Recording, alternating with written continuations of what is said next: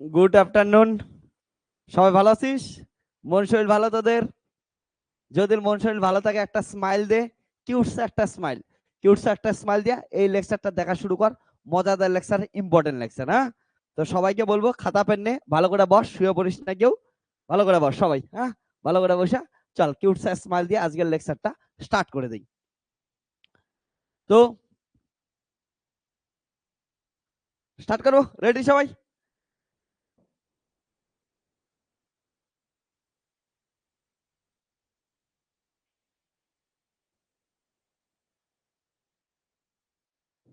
ওকে। তো যারা যারা অনলাইনে জয়েন করছিস, রেডি হওয়া। Offline ready? ওকে। তো লাস্টের লেকচারে আমরা কি করছিলাম তোদের মনে আছে? লাস্ট লেকচারে আমরা আলোচনা করছিলাম মেনলি যদি দেখে ফোকাস ছিল মহাকর্ষীয় স্থিতিশক্তি নিয়ে, মহাকর্ষীয় বিভব নিয়ে। আমরা কি বলছিলাম, মহাকর্ষীয় স্থিতিশক্তি কি ছিল? যদি কোনো একটা বস্তু থাকে, কোনো একটা গ্রহ থাকে, সেই গ্রহের চারপাশে একটা মহাকর্ষ এফেক্ট দেখা যাবে, ঠিক আছে? ওই প্রভাবটার মধ্যে ওই মহাকর্ষের ক্ষেত্রের ভিতরে যদি অসীম দূরত্ব থেকে একটা এম ভরের বস্তু নিয়ে আসি, নিয়ে আসার জন্য যে আমাদের কৃতকার্য করার প্রয়োজন হয়েছিল তাকে আমরা বলি হচ্ছে মহাকর্ষ। ওই কৃতকার্যটা ওইখানে কি হচ্ছে একটা শক্তি হিসেবে সঞ্চিত থাকে, তাকে বলি আমরা মহাকর্ষীয় স্থিতিশক্তি বলছিলাম। এবার সেই সেম জিনিসটাই যদি আমরা একটা এম ভরের বস্তুর বদলে একটা একক ভরের বস্তু অসীম থেকে নিয়ে আসতাম, তার জন্য আমরা ওইটাকে যা বলতাম তাকে আমরা কি বলি জান, হচ্ছে মহাকর্ষীয় বিভব বললাম। এই দুটার রাশিমালা আমরা দেখছিলাম, মহাকর্ষীয় স্থিতিশক্তি আর মহাকর্ষীয় বিভবের মধ্যে সম্পর্কও দেখছিলাম। মহাকর্ষীয় স্থিতিশক্তি আর মহাকর্ষীয় বিভবের মধ্যে সম্পর্ক ছিল মহাকর্ষীয় বিভব ভি, ওকে, কিউ এখানে হচ্ছে এম দ্বারা আমরা করতাম। তাহলে এটা ছিল মহাকর্ষীয় বিভব আর মহাকর্ষীয় স্থিতিশক্তির মধ্যে সম্পর্ক ছিল। ওকে, এতটা মাথায় রাখিস। সরি, উল্টাটা লিখলাম। মহাকর্ষীয় বিভব ইকুয়াল টু মহাকর্ষীয় স্থিতিশক্তি বাই হচ্ছে এম, এটা ছিল।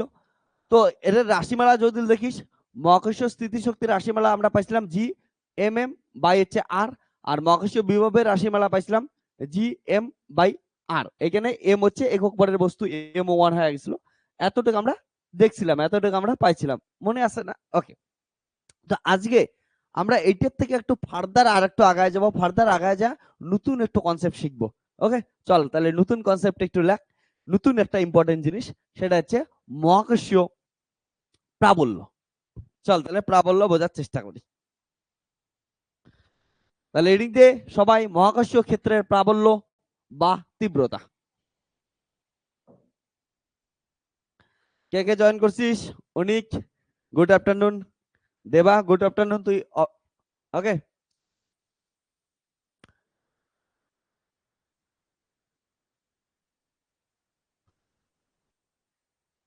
এবার লাখ মহাকর্ষীয় ক্ষেত্রের প্রাবল্য।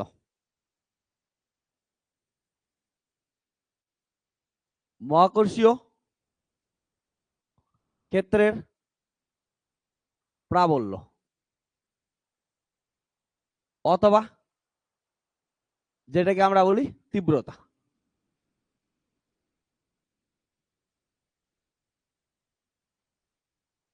খুব একটা ইম্পর্টেন্ট কনসেপ্ট। এদিকে ভালো করে শোন, সবাই তাকা, হ্যাঁ, ভালো করে শোন। মহাকর্ষীয় ক্ষেত্রের প্রাবল্য বা তীব্রতা কি জিনিস হবে? এই সিম্পল জিনিস। আমাদের দেখ কি আছে, হচ্ছে মহাকর্ষ আছে, ওকে, ধরে নিচ্ছে পৃথিবী আছে বা সূর্য আছে, যা কিছু ধর। তাহলে যে কোনো গ্রহ নক্ষত্র যাই থাকুক, একটা ভরযুক্ত বস্তু আছে।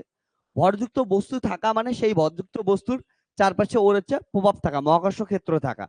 ওই মহাকর্ষ ক্ষেত্রের মধ্যে, ঠিক আছে, কোনো একটা বস্তু রাখলে ওই বস্তুটা যে পরিমাণ বল অনুভব করে তাকে আমরা কি বলি, হচ্ছে মহাকর্ষ ক্ষেত্রের প্রাবল্যতা বা তীব্রতা। আবার ভালো করে বলতেছি, কোনো একটা গ্রহ আছে বা নক্ষত্র আছে, কোনো একটা গ্রহ থাকা বা নক্ষত্র থাকা মানে ওই, ঠিক আছে, ওই গ্রহ বা নক্ষত্রের ওর চারপাশে কি আছে, হচ্ছে প্রভাব বিস্তার করে একটা হচ্ছে ওর ক্ষেত্র আছে। ওই ক্ষেত্রের মধ্যে কোনো একক ভরের বস্তু যদি রেখে দেই, সেই একক ভরের বস্তুটা যে পরিমাণ বল অনুভব করবে তাকে আমরা কি বলবো, হচ্ছে মহাকর্ষ ক্ষেত্রের প্রাবল্য বা তীব্রতা। তাহলে এটা রাশিমালা কি হবে? ডেফিনেশন তো বুঝলি, ডেফিনেশন একদম সিম্পল জিনিস। তাহলে আমরা দেখি রাশিমালা।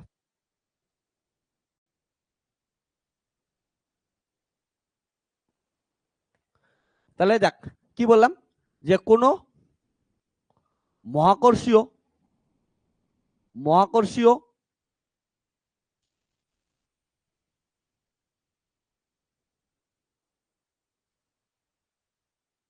মহাকর্ষীয় ক্ষেত্রের কোনো বিন্দুতে একটি একক ভরের বস্তু রাখলে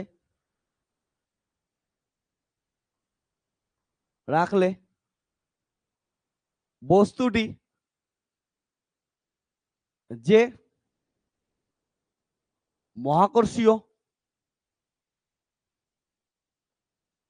বল অনুভব করে, এই একক ভরের কথাটা ইম্পর্টেন্ট, মাথায় রাখিস, বল অনুভব করে তাকে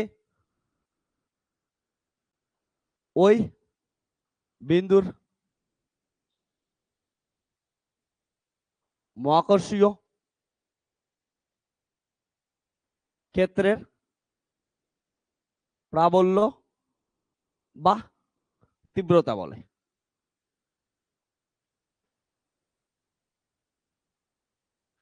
ঠিক আছে, এইটুকু মাথায় থাকবে। এবার শোন, এইবার বোধ জিনিসটা রাশিমেলা কি হবে, সিম্পল জিনিস। আমরা জানি দুইটা যদি বস্তু থাকে, এটা ধরে নিয়ে একটা বস্তু আছে, ঠিক আছে, যার ভর কত হচ্ছে ক্যাপিটাল এম, এটা থেকে এর আশেপাশে কোনো একটা দূরত্বে আর দূরত্বে একটা স্মল এম ভরের বস্তু আনলি, তাহলে এই দুটোর মধ্যে মহাকর্ষ বল কত হবে?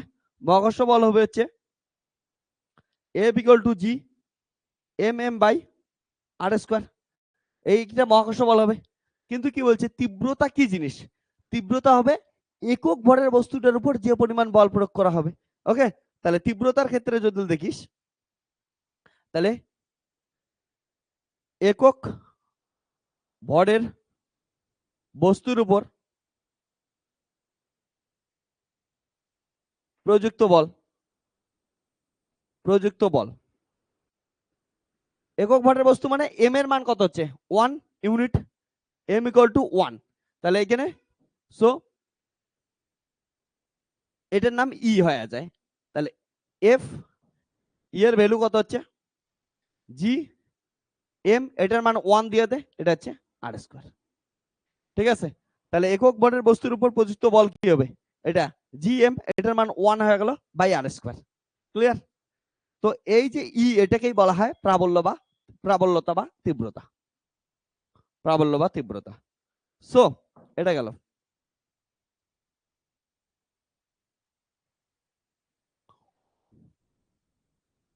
ওকে, সুতরাং কি বলতে পারি,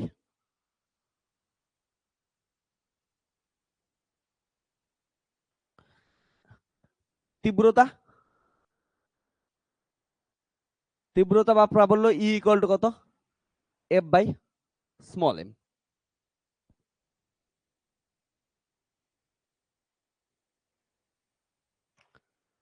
তাহলে একক টেকক এখন বের করতে পারবি, একক কি হবে নিজেরাই দেখ। দেখ ই, এফ এর একক কি ছিল বল, নিউটন বাই এম, এম এর একক কি হচ্ছে কেজি, তাহলে নিউটন পার কেজি, এটা হচ্ছে তোদের তীব্রতার একক।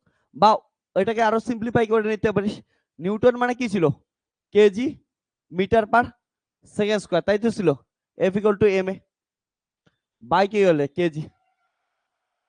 তো এটা গেল, এটা দিয়েও তোরা কি করতে পারিস, একক ইউজ করতে পারিস।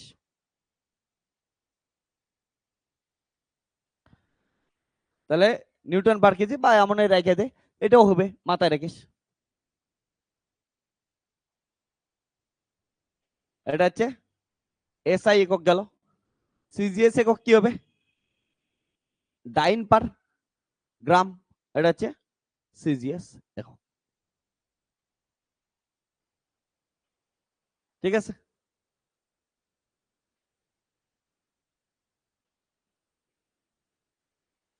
এবার শোন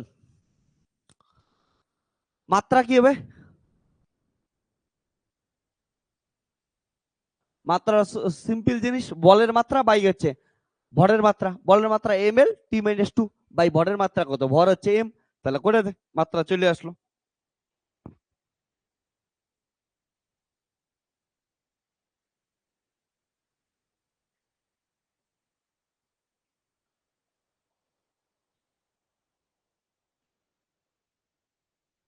ঠিক আছে, লেগে নে।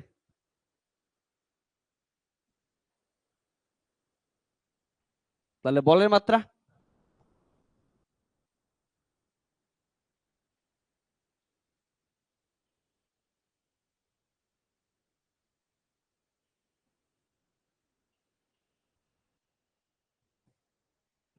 এবার বলতো এটা তো যে কোনো গ্রহের জন্য গেল, যদি তোদের এমন কোনো প্রবলেম আসে, এমন কিছু বলে যে পৃথিবী আছে, তাহলে পৃথিবী যে বল দ্বারা আকর্ষণ করে সেটাও একটা মহাকর্ষ বল, অভিকর্ষ বল নাম দেই। ওকে, তাহলে পৃথিবীর মহাকর্ষ বলের ক্ষেত্রে প্রাবল্য কত হবে? ওকে, তাহলে লেখ পৃথিবীর পৃথিবীর মহাকর্ষীয় ক্ষেত্রের প্রাবল্য। দেখ, এটা পৃথিবী আছে, পৃথিবীর ব্যাসার্ধ কত ধরলাম, আর ক্যাপিটাল আর, তাহলে পৃথিবীর সবগুলা ভর, এটা যদি পৃথিবী হয়, পৃথিবী একটা নির্দিষ্ট চেয়ার, এর হচ্ছে সব ভর ধরলাম, এই জায়গায় কনসেন্ট্রেট আছে, সব ভর কত আছে, ক্যাপিটাল এম। এবার এর আশেপাশে যদি কোনো বস্তু আসে, সেই বস্তুটা একক ভরের বস্তু আসে, সেই বস্তুটাকে যে বল দ্বারা আকর্ষণ করবে তাকেই আমরা কি বলি, প্রাবল্য বা তীব্রতা বলি।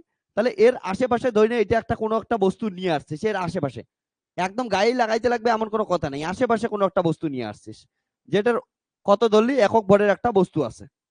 ওকে, একক ভরের কোনো বস্তু নিলাম আমরা, যেমন এইখানে এটাকে কি নিছি আমরা, একক ভরের বস্তু নিছি প্রাবল্যতা বের করার সময়, ঠিক তেমনই নিলাম। তাহলে আর এর দূরত্ব, ঠিক আছে, এটার থেকে যদি একটু উঁচু নেস, সেটা কি হবে, অবভিয়াসলি পৃথিবীর ব্যাসার্ধের তুলনায় খুবই নগণ্য হবে। ধরি না আমি পৃথিবীর উপরে এতটা উপরে কি করলাম, 2 মিটার উপরে একটা এমন একটা বস্তু নিলাম, বা 10 মিটার উঁচুতে এমন একটা বস্তু নিলাম, হ্যাঁ না? তো যত মিটার উঁচুতেই আমরা বস্তু নেই, যাই হোক, ওটা কি হবে, পৃথিবীর ব্যাসার্ধের তুলনায় তো নগণ্যই হবে। তাহলে আর এর মান কত হচ্ছে, ক্যাপিটাল আর এর সমান হবে। তাহলে কত হবে হচ্ছে প্রাবল্য, তাহলে E equal to G M, small M এর মান কত হচ্ছে 1 বাই কত হচ্ছে আর স্কোয়ার, এটা হচ্ছে তীব্রতা যাবে। ওকে, তাহলে এটা পৃথিবীর ব্যাসার্ধ, মাথা রাখিস। তাহলে আর পৃথিবীর ব্যাসার্ধ।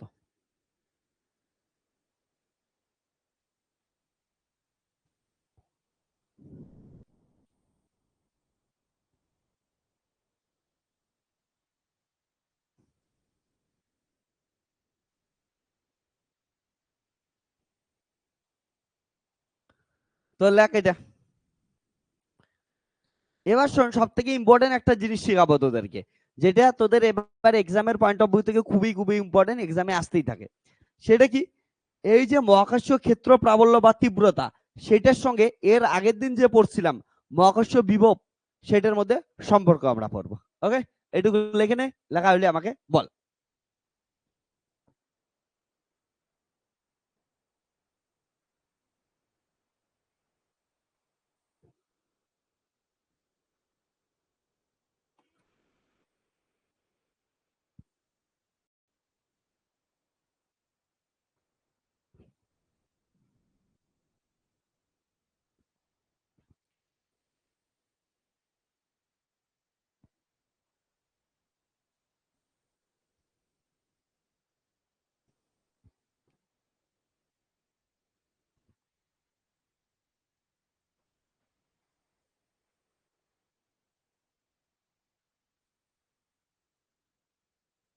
লেখা হয়েছে এইটুক, তাহলে বলে ফেল।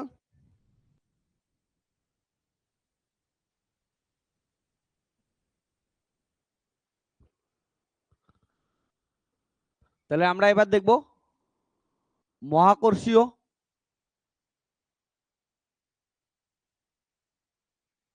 বিভব এবং প্রাবল্যের মধ্যে, প্রাবল্য বা তীব্রতার মধ্যে সম্পর্ক।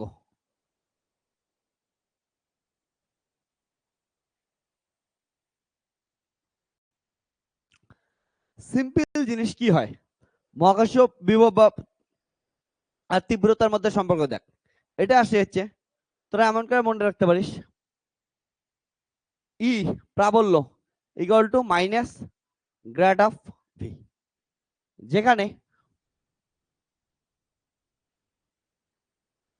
এই চিহ্নটা হঠাৎ করে দেখলে একটা গ্রেডিয়েন্ট চিহ্ন বলা হয়। গ্রেডিয়েন্ট কি জিনিস অনেকেই বুঝবি না। গ্রেডিয়েন্ট মোস, গ্রেডিয়েন্ট মানে এটা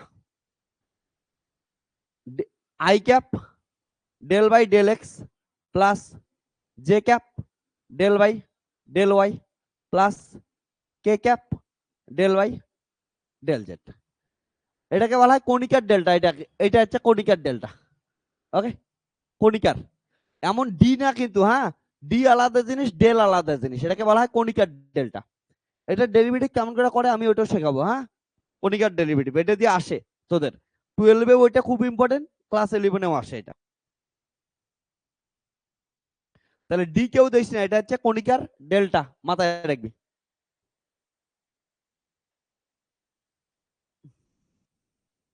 তো এটা যদি বসায় দেই, সো 1 নাম্বার এক্সপ্রেশনে বসায় দিতেছি, তাহলে কি হচ্ছে ভালো করে দেখ। ফ্রম ইকুয়েশন 1, ইকুয়েশন 1-এ পুট করে দে, ই ইকুয়াল টু কি পাচ্ছিস দেখ, ই হচ্ছে প্রাবল্য, তাহলে প্রাবল্য একটা ভেক্টর রাশি along X axis E X I cap E Y J cap E Z K cap. Okay, equal to minus grad মানে এইটা, তাহলে I del by del x plus J cap del by del Y plus K cap del by del Z. বাইরে কত আছে V, V হচ্ছে মহাকর্ষ বিভব। তাহলে এটাতে কি লেখা যায়, মাইনাস আই, ভিটে ভিতরে ঢোকায় যায়, তাহলে কত আসবে del V by del x plus sorry minus J cap del V by del Y minus K cap del V by del Z. তাহলে কম্পেয়ার কর, কম্পেয়ার করলে ই এক্স এর ভ্যালু পাচ্ছি minus del V by del X, E Y এর value পাচ্ছি minus del V by del Y, আর E Z এর value পাচ্ছি minus del V by del Z. Okay, তাহলে দেখ প্রাবল্য along X axis, X axis এর দিকে এটা E X equal to minus del V by del X আসবে, Y axis এর জন্য দিকে del V by del Y আসবে, জেড অ্যাক্সিস এর জন্য del V by del Z আসবে, মাথা রেখিস। যেখানে ই হচ্ছে প্রাবল্য বা তীব্রতা, আর ভি হচ্ছে মহাকর্ষীয় বিভব। এটা হচ্ছে মহাকর্ষীয় প্রাবল্য আর এটা হচ্ছে মহাকর্ষীয় বিভব। লেখেন নে এইটুকু,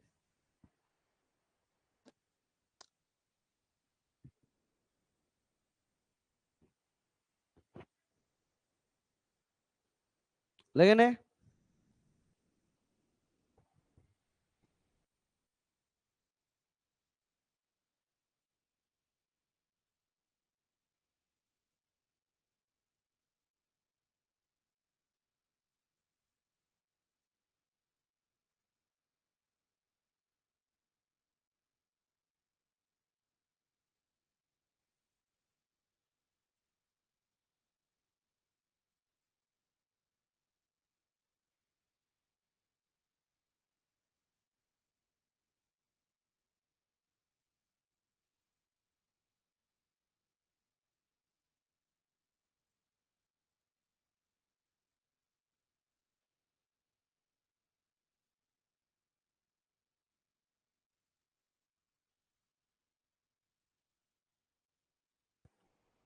কি বললি দেওয়া, E equal to G M by R square, G M by R square থেকে আমরা এটা থেকে, ওকে, এটা থেকে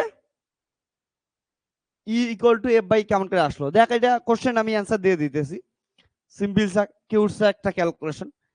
তাহলে এইটার থেকে কিভাবে আমরা এইটা করলাম, তাই তো? এটা দেখ ভালো করে, আমি এইখানে বোঝাই দিতেছি, এটা ভালো করে দেখ। এটা এমন করে লেখা যায়, G M by R square into কত হচ্ছে এম, ওকে। এই দেখ G M by R square, এটা মানে কি হচ্ছে ই, তাহলে এটা কি গেল হচ্ছে ই, ওকে। এটা মানে তাহলে কি হচ্ছে ভালো করে দেখ, তাহলে এই জিনিসটা মানে হচ্ছে ই, আর এটা মানে কত হচ্ছে এম, তাহলে এইদিকে কত আছে এফ, তাহলে F equal to E M, তাহলে এটার থেকে আমরা কি লিখতে পারি E equal to F by M, বুঝছিস? তার জন্য লিখতে পারি E equal to F by M. এটা ক্লিয়ার? বুঝলে বল, আর না বুঝলে বলিস। সিম্পল জিনিস, এখানে একটা এম কম ছিল না, এটাকে এম দ্বারা ভাগ করার পরেই তো এটা আসছে না, ওটাই আমি লিখে দিলাম।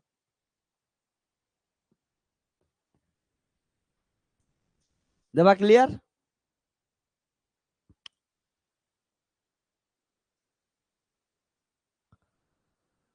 এবার আমরা কণিকার ডেল্টার নিয়ম শিখবো, যে কণিকার ডেল্টা দিয়ে ডেরিভেটিভ কেমন করে করি আমরা।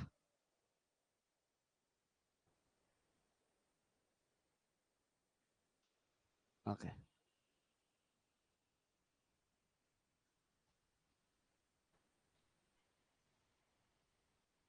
আর তোদের সাথে সাথে এইটাও ইন্টারেস্টিং জিনিস বলে দেই, যে এটা মনে রাখবি কেমন করে, এটা কই থেকে আসলো।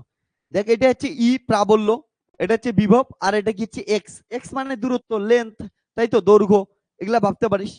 তো এটা কি করতে পারিস তোরা ভালো করে দেখ, এটা হচ্ছে ই, আর ভি কি ছিল তোদের, আমি যদি বোঝায় দেই জিনিসটা বুঝতে পাবি। ওকে দেখ, এটা কই থেকে আসলো একটা আইডিয়া দিতেছি। আমরা জানি ভি ইকুয়াল টু কত হয়, জি এম বাই আর, আর আমি দেখলাম ই কত হয়, ই ইকুয়াল টু এটা, E equal to G M by R square, তাই তো।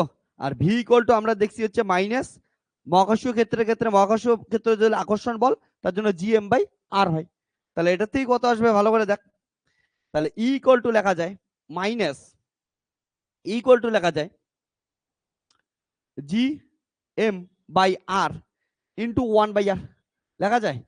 এবার দেখ G M by R, G M by R মানে হচ্ছে মাইনাস ভি না, এখান থেকে তুই দেখ লিখতে পারি আমরা জি এম বাই আর মানে হচ্ছে মাইনাস ভি, তাহলে এটার থেকে লিখতে পারি আমি E equal to minus V by R লেখা যায়।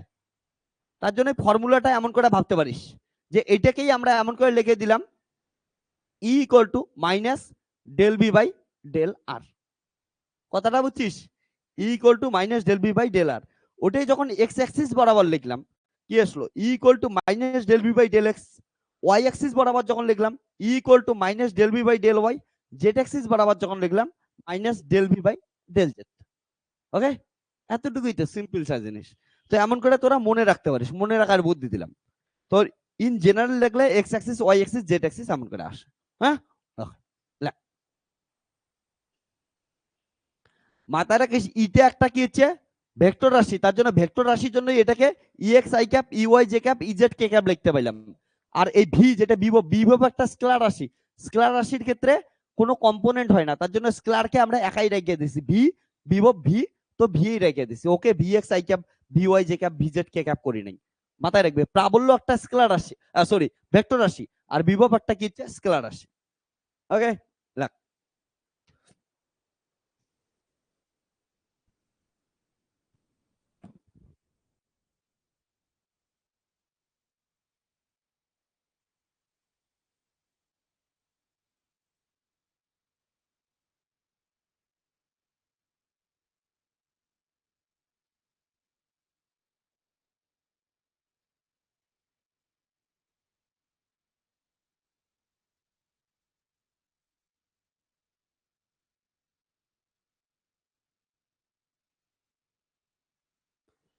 লেখছিস? তাহলে এবার আমি তোদের কণিকার ডেল্টার ডেরিভেটিভটা বোঝায় দেই, এটা চল হয়ে থাকে।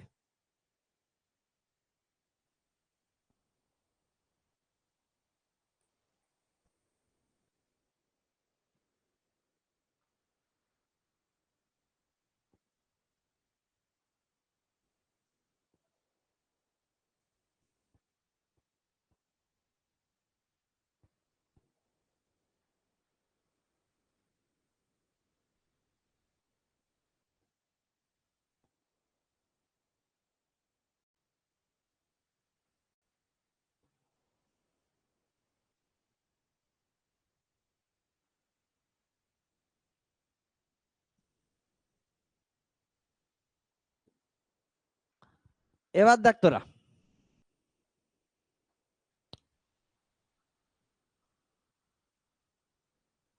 তোদের ডেরিভেটিভ কণিকার ডেল্টা ডেরিভেটিভ, হ্যাঁ, ওটাকে বলা হয় পার্শিয়াল ডেরিভেটিভ। পার্শিয়াল ডেরিভেটিভ মানে কি এটা বুঝবো এবার। তার আগে তোদের নর্মাল ডেরিভেটিভটা মনে করায় দে একটু। নর্মাল ডেরিভেটিভ কি ছিল? ধরে নে dx by dx equal to কত হচ্ছে x to the power n। এটা ফর্মুলা কি ছিল? n সামনে আসতো x to the power n minus 1 হইতো। নর্মাল ডেরিভেটিভ এটা ছিল। তার জন্য এই নর্মাল ডেরিভেটিভের কনসেপ্টটা কি? ধরে নে d বাই dx, ধরে নে 7x টু দি পাওয়ার 5, এটা ডেরিভেটিভ কেমন করতে? 7 কনস্ট্যান্ট, 7 কনস্ট্যান্ট বাইরে আসতো, তারপরে 5 সঙ্গে সঙ্গে আসতো x টু দি পাওয়ার কত হচ্ছে 5 মাইনাস 1, তাহলে কত হবে 35 ইনটু x টু দি পাওয়ার 4, এটা আসতো না? এমন করে অ্যান্সার হইতো। তারপরে যদি এটা ডেরিভেটিভ করতিস d বাই du x y, ডেরিভেটিভ কেমন করে করতিস? একটাকে ঠিক রাখছিস, x কে ঠিক রেখে dy বাই du ডেরিভেটিভ করতিস, প্লাস হচ্ছে y কে ঠিক রেখে x কে ডেরিভেটিভ করতিস, এমন করে করতিস, তাই তো? এটা হচ্ছে ফর্মুলা ছিল। তো এগুলাকে কি করব আমরা? পার্শিয়াল ডেরিভেটিভ যখন করব, অর্থাৎ এই কণিকার ডেল্টার যখন ডেরিভেটিভ করব, এটা কত সহজ হয় একবার বুঝে নে। একদম সিম্পল কিউটসা ডেরিভেটিভ হয়। কেমন করে হয় ডেরিভেটিভ? বস,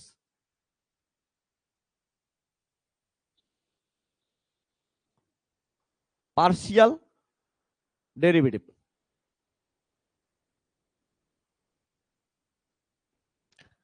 নামের মধ্যেই বুঝতে পারছিস পার্শিয়াল, আংশিক অবকলন, না? কিছু হবে কিছু হবে না। কাদের ডেরিভেটিভ হবে? ডেরিভেটিভ তাদেরই হবে যেগুলা কি থাকবে হচ্ছে, মাথায় রাখবি, ওইখানের ভেরিয়েবল থাকবে। ভেরিয়েবল মানে কি? উদাহরণ দেই, দেখ ভালো করে। যদি তোর কাছে এমন থাকে যে del by del x x square, এটার ডেরিভেটিভ কি?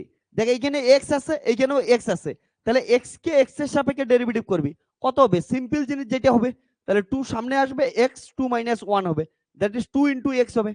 ওকে, এবার যদি এমন হয়, এটা একটা উদাহরণ গেল। আর একটা এক্সাম্পল নিতেছি, ডেল বাই ডেল এক্স, তাহলে এটা যদি 2 নেই, ধরেন এটা কত নিলাম 3 ইনটু এক্স স্কোয়ার, তাহলে কত আসলো? 3 কনস্ট্যান্ট বাইরে আসলো, ইনটু 2 ইনটু এক্স 2 মাইনাস 1, তাহলে কত হচ্ছে 6x, এটা নর্মাল ডেরিভেটিভ। ওকে, এবার শোন, যদি del by del y into x square নেই, তাহলে কি হবে? দেখ, তাহলে কার সাপেক্ষে ডেরিভেটিভ করব? ওয়াই এর সাপেক্ষে ডেরিভেটিভ করব। এইখানে কি আছে? এক্স স্কোয়ার আছে। তো এই পার্শিয়ালের ক্ষেত্রে কি হয়? এখানেই চেঞ্জ হয়ে যায়। পার্শিয়ালের ক্ষেত্রে এটা হয় যে ওয়াই এর সাপেক্ষে ডেরিভেটিভ থাকতে গেলে এটাকে ওয়াই থাকতে লাগবে। যদি ওয়াই বাদে এক্স ওয়াই অন্য কিছু থাকে, এক্স বা জেড এমন কিছু থাকে, ওগুলা এর সাপেক্ষে কি থাকবে? কনস্ট্যান্ট থাকবে। ভালো করে শোন, ওয়াই এর সাপেক্ষে এক্স কি হচ্ছে? কনস্ট্যান্ট। ওয়াই এর সাপেক্ষে জেড থাকলে জেড হচ্ছে কনস্ট্যান্ট পার্শিয়ালের ক্ষেত্রে। তাহলে ওয়াই যদি থাকে, তাহলে এক্স এর ডেরিভেটিভ, ওয়াই এর সাপেক্ষে এক্স হচ্ছে কনস্ট্যান্ট, তাহলে কনস্ট্যান্টের ডেরিভেটিভ কত? আন্ডা গোল 0, তাহলে এটা কত হবে? হচ্ছে 0 হবে। এটা জিনিস মাথায় রাখিস, হ্যাঁ? তাহলে ওয়াই এর সাপেক্ষে এক্স এর ডেরিভেটিভ কত হবে? 0 হবে। ওকে, কিন্তু আমাদের মনে করে যাক, নর্মাল ডেরিভেটিভ করলে কি আসতো? ডিওয়াই, এটা যদি এক্স স্কোয়ারের ডেরিভেটিভ করতেছ, তাহলে কত আসতো? 2x, okay, 2x into d y by d x by d y, এমন করে ডেরিভেটিভ করতো, 2x ডিএক্স বাই ডিওয়াই হতো। এটা হচ্ছে নর্মালের ক্ষেত্রে, কিন্তু পার্শিয়ালের ক্ষেত্রে এটা 0 হয়ে যাবে, কারণ এর সাপেক্ষে ও কনস্ট্যান্ট। বুঝছিস? ক্লিয়ার? তাহলে দেখ ভালো করে, তাহলে ডেল বাই ডেল এক্স, ধরে নে এক্স স্কোয়ার ওয়াই, এটার ডেরিভেটিভ কি হবে? দেখ তো ভালো করে। এটার ডেরিভেটিভ দেখ, এক্স এর সাপেক্ষে করব, এক্স তার মানে ভেরিয়েবল আছে, কিন্তু ওয়াই তো কনস্ট্যান্ট, তাহলে কনস্ট্যান্টটা বাইরে বের হয়ে আসবে। তারপরে এক্স এর ডেরিভেটিভ করবি, del by del x into x square, এটার ডেরিভেটিভ কত হচ্ছে? ওয়াই তো কনস্ট্যান্ট আসলো, ইনটু 2 ইনটু এক্স 2 মাইনাস 1, তাহলে কত হচ্ছে? 2x ওয়াই আসলো ডেরিভেটিভ। বুঝছিস? কারণটা এক্স এর সাপেক্ষে যখন করব, ওয়াই কি থাকবে? কনস্ট্যান্ট থাকবে। এটা মাথায় রাখিস। সিমিলারলি তোদের যদি বলি এমন করে, ডেল বাই ডেল ওয়াই, এখানে আছে এক্স ওয়াই জেড, এটা ডেরিভেটিভ করব। তাহলে দেখ কি হবে, ওয়াই এর সাপেক্ষে ডেরিভেটিভ করব, পার্শিয়াল ডেরিভেটিভ। তাহলে ওয়াই এর সাপেক্ষে করলে এখানে কি আছে, এক্স ওয়াই জেড আছে, তাহলে এক্সও কনস্ট্যান্ট, এক্সও বের হয়ে আসবে, ওয়াই এর ডেরিভেটিভ 1 হবে, আর জেড কনস্ট্যান্ট, জেডও বের হয়ে আসবে। তাহলে কত হবে, অ্যান্সার কত হবে, এক্স আর জেড হবে। বুঝছিস? দেখ এক্স আর জেড তো কনস্ট্যান্ট ওয়াই সাপেক্ষে, এক্স জেড বের হয়ে আসলো, আর ওয়াই এর ডেরিভেটিভ কত, 1, ওয়াই এর সাপেক্ষে ওয়াই এর ডেরিভেটিভ 1। ওকে, তোরা এটা তো সবাই জানিস। যেমন এক্স এর সাপেক্ষে এক্স এর ডেরিভেটিভ কত হচ্ছে, 1, ঠিক তার মানে ওয়াই এর সাপেক্ষে ওয়াই এর ডেরিভেটিভ 1, এটা লিখলাম। লেখে নে। তো পার্শিয়াল হলে এবার আমরা প্রবলেম সলভ করব, রেডি হওয়া সবাই প্রবলেম সলভ করার জন্য। ওকে, রেডি?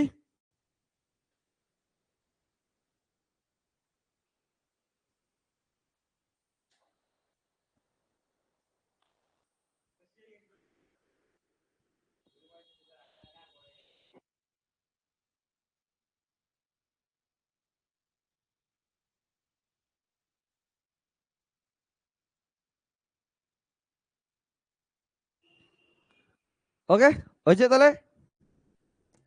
তো পার্শিয়াল ডেরিভেটিভটা মাথায় রাখিস, খুব ইম্পর্টেন্ট পার্শিয়াল ডেরিভেটিভ বোঝা, এখান থেকে কোশ্চেন আসবে তোদের।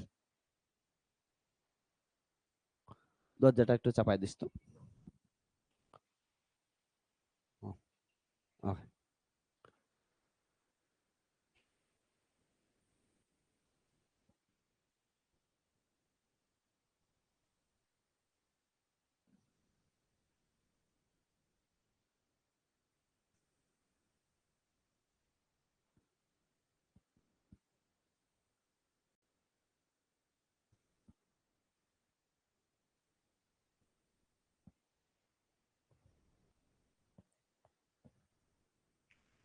ডান হয়েছে। ওকে, অনেক কি বললি স্যার, ডেল এক্স স্কোয়ার এর ভ্যালু 0 হলো, কিন্তু ডেল এক্স ওয়াই জেড এর ভ্যালু আলাদা হলো কেন?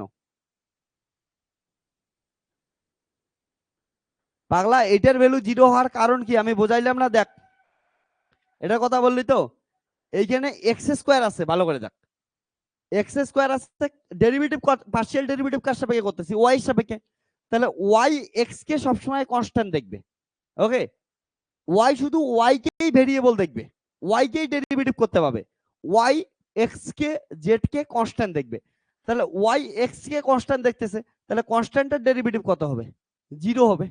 ঠিক আছে, তাহলে ওয়াই যেহেতু এক্স কে কনস্ট্যান্ট দেখবে, তাহলে ওয়াই এর সাপেক্ষে এক্স এর ডেরিভেটিভ, দ্যাট ইজ ওয়াই এর সাপেক্ষে কনস্ট্যান্টের ডেরিভেটিভ কত আসবে, 0 আসবে, এটাই স্বাভাবিক। ওকে, আর এটার ক্ষেত্রে দেখ, এটার ক্ষেত্রে কি হচ্ছে, এটা যদি দেখিস ডেল বাই ডেল ওয়াই আছে, আর এদিকে এক্স ওয়াই জেড, তাহলে এটা যখন করব কার সাপেক্ষে করব, ওয়াই এর সাপেক্ষে করব। তাহলে ওয়াই একমাত্র ভেরিয়েবল, এক্স আর জেড কি হচ্ছে, কনস্ট্যান্ট। তাহলে এক্স আর জেড কে বের করে দে, কনস্ট্যান্ট কে তো বের করতে পারি। তাহলে ডেল বাই ডেল ওয়াই, আর এখানে ওয়াই পড়ে থাকলো, কনস্ট্যান্ট কে বের করতে পারি না, এটাই ধরে 7 কনস্ট্যান্ট, 7 কে বাইরে বের করে নেই, তারপরে বাকিটা ডেরিভেটিভ করি। ওকে, তাহলে এটা যদি করিস, তাহলে কি আসলো দেখ, এক্স জেড তো বাইরে আসলো, আর ওয়াই এর সাপেক্ষে ওয়াই এর ডেরিভেটিভ কত, 1, তার জন্য অ্যান্সার কত আসলো, এক্স জেড, তার জন্য অ্যান্সার কত হচ্ছে, এক্স জেড। বুঝছিস কথাটা? ওকে, তো পার্শিয়াল ডেরিভেটিভ করার সময় এতটুকু মাথায় রাখবি তোরা, যে যেটার সাপেক্ষে ডেরিভেটিভ করবি একমাত্র ওইটারই ভেরিয়েবল হবে, ওইটাকেই ডেরিভেটিভ করতে পারবে, ও বাদে বাকি সবকিছু কি আছে ওর কাছে কনস্ট্যান্ট, যাই হোক বাকি সবকিছু ওর কাছে কনস্ট্যান্ট।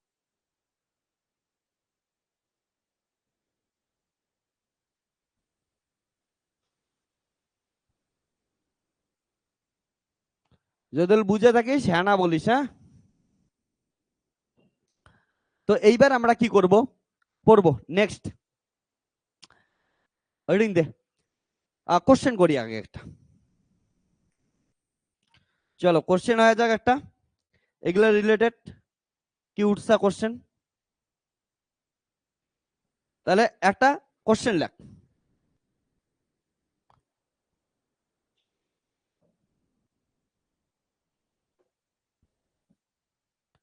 কোশ্চেনটা লিখে নে, হ্যাঁ।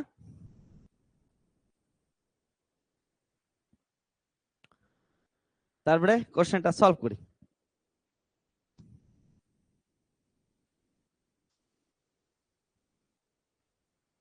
কে উঠছে কোশ্চেন?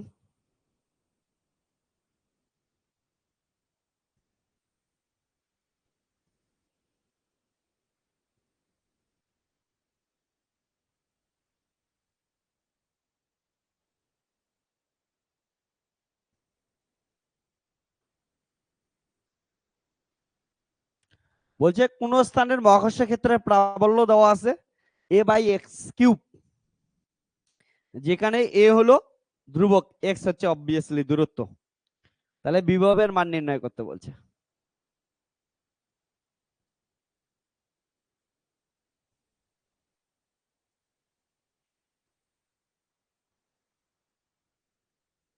ওকে, তাহলে সূত্র দেখ,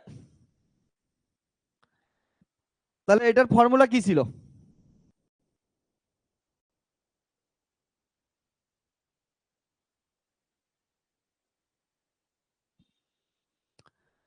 তো যদি ফর্মুলা দেখিস, ফর্মুলা কি ছিল?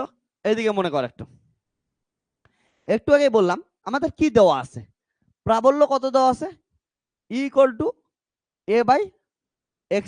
এটা দেওয়া আছে, মানে লিখতে পারি a × x⁻³ ঠিক আছে, উপরে নিয়ে গেলাম। আমরা জানি এটা শুধুমাত্র এক্স দেওয়া আছে না, তাহলে এটাকে এক্স অ্যাক্সিস বরাবর লিখতে পারি, এক্স লিখে দিলাম। ওকে, নরমালি কি হয় মাথায় রাখবি যে ইটা একটা ভেক্টর কোয়ান্টিটি, এটাকে ভাঙলে কি হয় ex_i, ey, j, k। এবার তুই ভাব না, ওখানে শুধুমাত্র কি দেওয়া আছে, এক্স অক্ষ বরাবর দেওয়া আছে, তাহলে এটাই দেওয়া আছে, আর বাকি সবগুলো কত হচ্ছে 0 0, এগুলো তো দেওয়া নাই, তাহলে 0। তাহলে ই কিসের সমান হচ্ছে, এক্স এর সমান হচ্ছে না। ওকে, এবার দেখ, আমরা জানি একটু আগে দেখলাম কি হচ্ছে, ex আছে মাইনাস ডেল বি বাই কত হচ্ছে ডেল এক্স।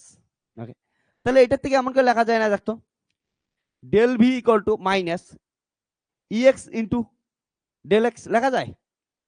এবার যদি ভি বের করতে লাগে, তুই ভালো করে দেখ, যদি শুধু ভি বের করতে লাগবে, তাহলে ডেরিভেটিভটাকে কি করতে লাগবে, ইন্টিগ্রেশন করতে লাগবে। তাহলে এটাকে কি করবি, ইন্টিগ্রেশন করবি। তাহলে ইন্টিগ্রেশন করলে কি আসবে, ডিবি মাইনাস, তোরা বলবি স্যার কণিকার ডেল্টা এখন এই ডি কেমন করে হলো, মাথায় দেখিস এখানে শুধু এক্স এই আছে, ওয়াই জেড কিচ্ছু নাই, যখন একটাই থাকে ওইটার ক্ষেত্রে ডেল লেখ আর ডি লেখ একই জিনিস। হ্যাঁ, তাহলে কি আসলো মাইনাস ইএক্স ইন্টু ডিএক্স। এবার দেখ, তাহলে ডিএক্স এর ডেরিভেটিভ ইন্টিগ্রেশন জান কত হয় বলতো, এক্স লিখছিস না, তাহলে ডিবি ইন্টিগ্রেশন কত হবে ভি, আর মাইনাস ইএক্স এর ভ্যালু কত আছে a × x−3 ইন্টু ডিএক্স, তাহলে কত আসলো মাইনাস এ হচ্ছে কনস্ট্যান্ট আসলো, কত হবে x−3 প্লাস কত 1 বাই কত হচ্ছে -3 প্লাস 1। তাই তো সূত্র ছিল, এটা ছিল না x⁴n dx এর সূত্র, x⁴n প্লাস 1 বাই কত হচ্ছে n প্লাস 1। তাহলে এটার থেকে আসলো হচ্ছে v মাইনাস a, এটা নিচে কত গেল হচ্ছে -2, আর x মাইনাস কত হচ্ছে 2, তাহলে এটা গেল মাইনাসে মাইনাসে প্লাস, তাহলে ভি a/2 ইন্টু কত হচ্ছে এক্স, নিচে আসলে কত হবে x², তাহলে এটা কি গেল হচ্ছে বিভবের মান। ঠিক আছে, আর যদি একটা ইন্টিগ্রেশন কনস্ট্যান্ট দেয়, ইন্টিগ্রেশন কনস্ট্যান্ট ইচ্ছা করলে তোরা ইন্টিগ্রেশন কনস্ট্যান্ট দিতে পারিস, সি একটা কনস্ট্যান্ট লিখে দিলি। ওকে, তো এটা হচ্ছে অ্যান্সার। ওকে, লিখে রাখ।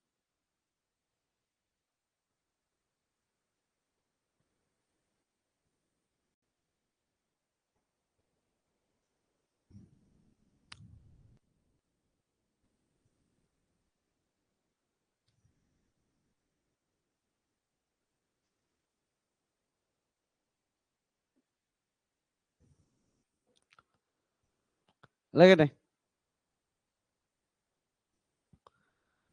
তো ইন্টিগ্রেশন করার পর তোরা বললাম যে একটা কনস্ট্যান্ট দিলে কিন্তু দিতে পারিস, তাহলে সি একটা ইন্টিগ্রেটিং কনস্ট্যান্ট হবে।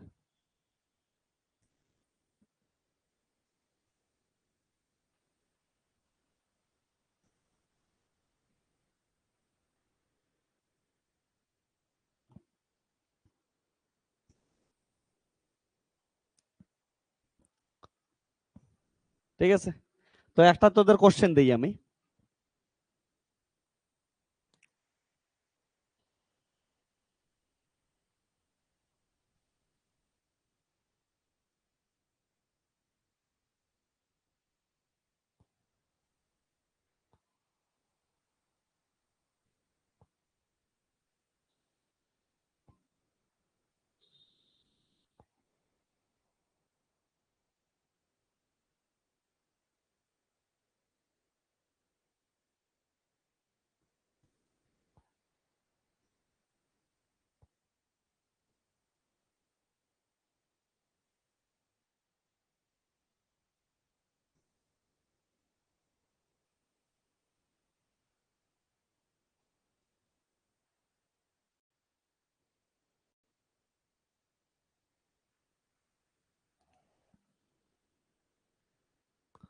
ওকে, আর সোজা করে দিই।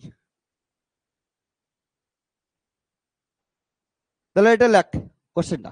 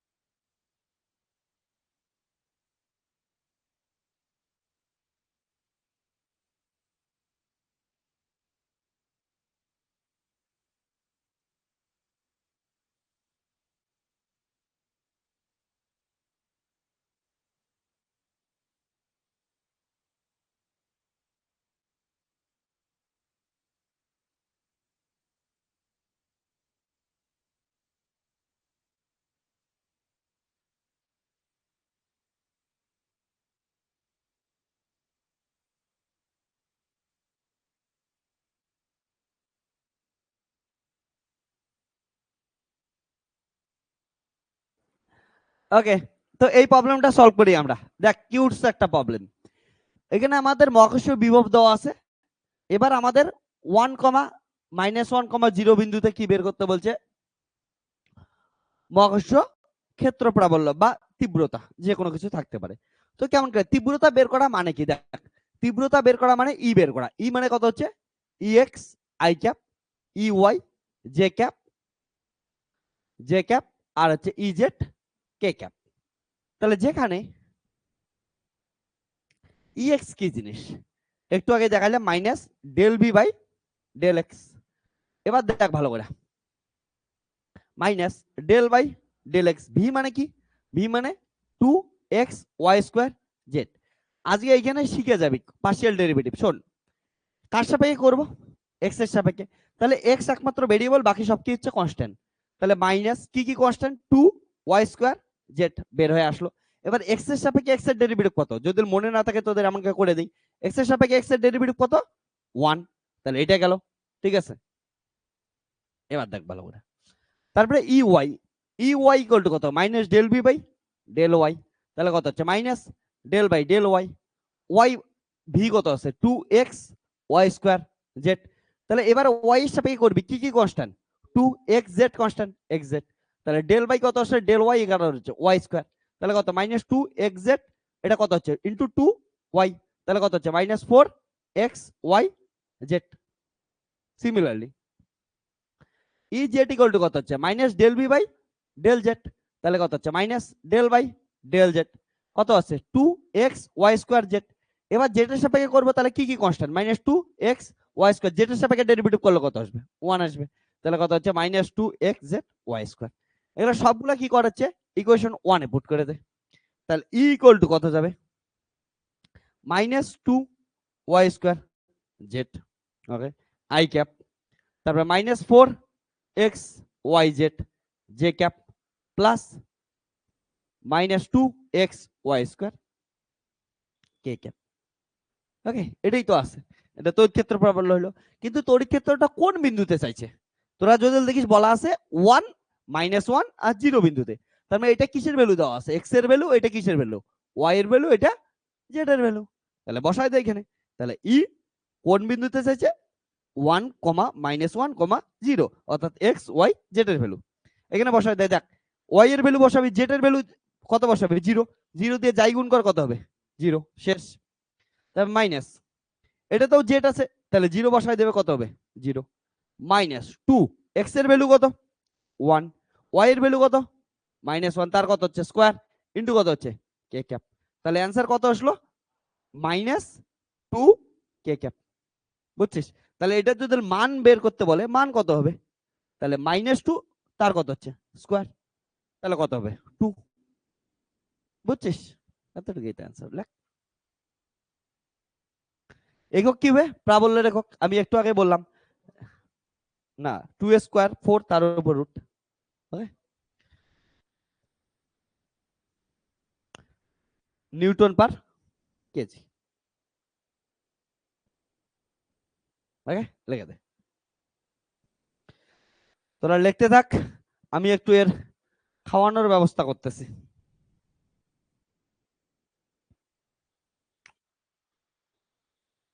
গরমের দিন তো একে মাঝে মাঝে একটু ড্রিঙ্ক করাইতে লাগে, তো এই ড্রিঙ্ক এখন রেডি হবে।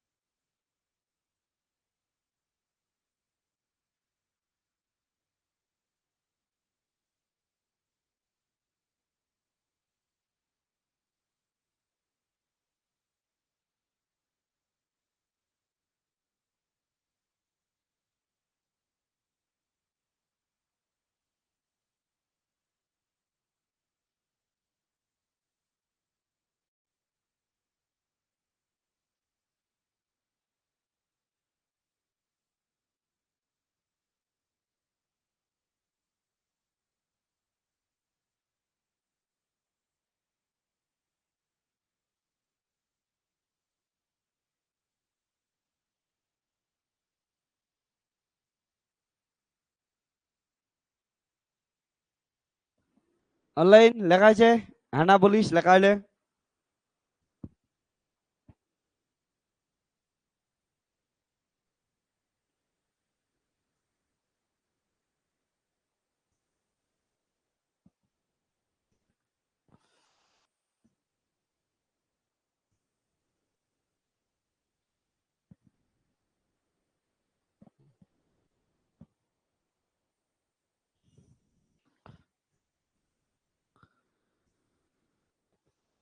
অনেক কি বললি স্যার, ইজেড এর ক্ষেত্রে ওয়াই স্কোয়ার এর টুটা সামনে আসবে না, ইজেড এর ক্ষেত্রে ওয়াই স্কোয়ারের টু তো সামনে আসবে না, ওয়াই স্কোয়ার তো নিজে কনস্ট্যান্ট। তুই ভাব ইজেড যখন বের করলাম, ইজেড এর ক্ষেত্রে কি হচ্ছে, টু ও কনস্ট্যান্ট, এক্স ও কনস্ট্যান্ট, ওয়াই ও কনস্ট্যান্ট, ওয়াই স্কোয়ার ও কনস্ট্যান্ট, তাহলে ওইগুলো সবগুলাই বের হয়েছে, কনস্ট্যান্টের ক্ষেত্রে তো কিছু হবে না। না, টুটা কখন সামনে আসবে, যখন ওটা ডেরিভেটিভ হবে। তাহলে ওয়াই তো ডেরিভেটিভই হয় নাই, ওয়াই স্কোয়ার তো কনস্ট্যান্ট, ওয়াই স্কোয়ার ডাইরেক্ট বের হয়ে আসছে। ওকে, ওই জন্য ওখান থেকে কোনো টু আসবে না। বুঝছিস অনিক? ওকে,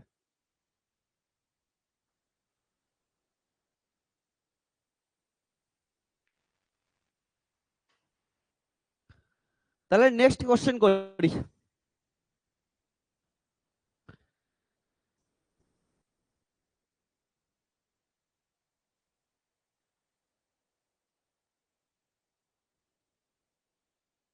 এটা তো হইলো, এবার এটা কোশ্চেন। চল কোশ্চেনটা লেখ।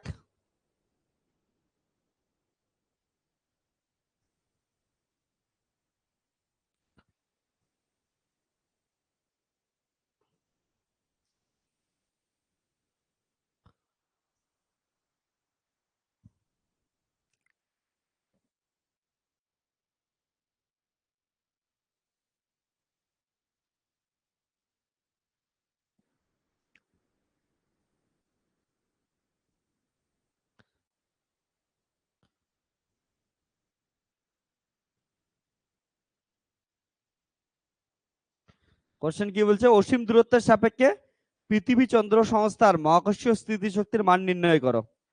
দেওয়া আছে পৃথিবীর ভর দেওয়া আছে, চাঁদের ভর দেওয়া আছে, কি নাদুস নুদুস একজনের করে ভর, ওয়াও, এবং পৃথিবী আর চাঁদের মধ্যে গড় দূরত্ব দেওয়া আছে।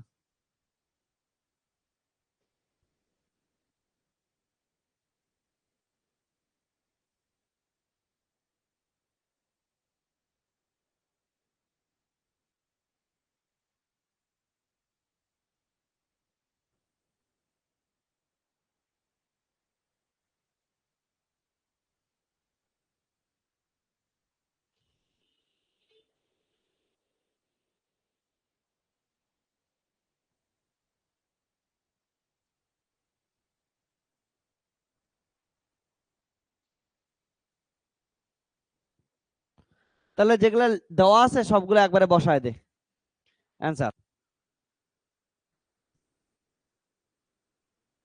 মহাকর্ষ স্থিতিশক্তি, স্থিতিশক্তির রাশিমালা একটু আগে কি দেখলাম?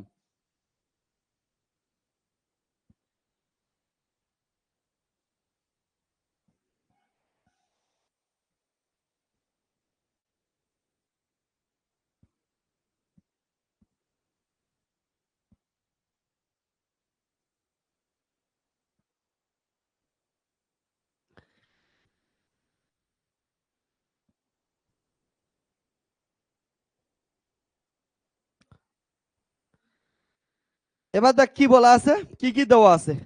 পৃথিবীর ভর দেওয়া আছে কত, সলিউশন দেখ। পৃথিবীর ভর দেওয়া আছে এম ইকুয়াল টু 5.98 ইন্টু কত হচ্ছে 10⁻24 কেজি। আর চাঁদের ভর কত দেওয়া আছে, আমাদের চাঁদ বাবাজির ভর দেওয়া আছে হচ্ছে 5.98, সরি কোথায় চাঁদের ভর, 7.36 ইন্টু 10⁻22 কেজি। চাঁদ তাহলে কত ছোট, ওকে এত কেজি। এবং এদের মধ্যবর্তী গড় দূরত্ব কত দেওয়া আছে, আর ইকুয়াল টু 3.82 ইন্টু 10⁻6 মিটার। তাহলে স্থিতিশক্তি আমরা এর আগের দিন দেখছি, স্থিতিশক্তির ফর্মুলা কি হয়, U equal to minus G M, M by কত হচ্ছে আর, তাহলে বসায় দে। তাহলে এম মানে কি হচ্ছে, একটা হচ্ছে চাঁদের আর একটা হচ্ছে কি হচ্ছে মুনের, তাহলে বসায় দে ইউ ইকুয়াল টু মাইনাস জি এর মান কত, জি এর মান মুখস্থ করা শেখাইছিলাম তাদের, মুখস্থ আছে কারো, বল কেউ 6 পয়েন্ট, আশেপাশে আছিস বল কত, হ্যাঁ 6.67 ইন্টু 10⁻11। এম ই দেওয়া আছে 5.98 ইন্টু 10⁻24, আর হচ্ছে এমও দেওয়া আছে, তাহলে 7.36 ইন্টু 10 কত হচ্ছে 22 বাই ডিস্টেন্স 3.82 ইন্টু 10 কত হচ্ছে 6। যত ক্যালকুলেট করবি যত আসবে এত কত আসবে হচ্ছে জুল। এটা হচ্ছে স্থিতিশক্তি, শক্তির রাশিমালা জুল, তাহলে জুল দিয়ে দিই হয়ে যাবে। ওকে লাগ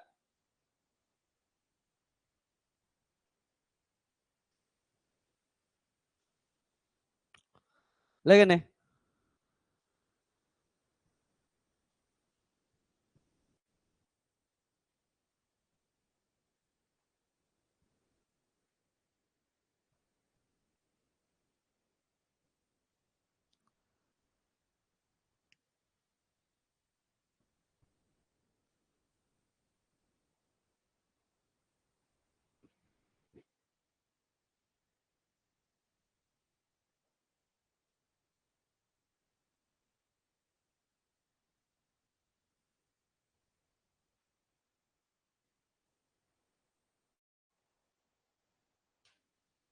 বুঝা, তাহলে নেক্সট কোশ্চেন লাগ।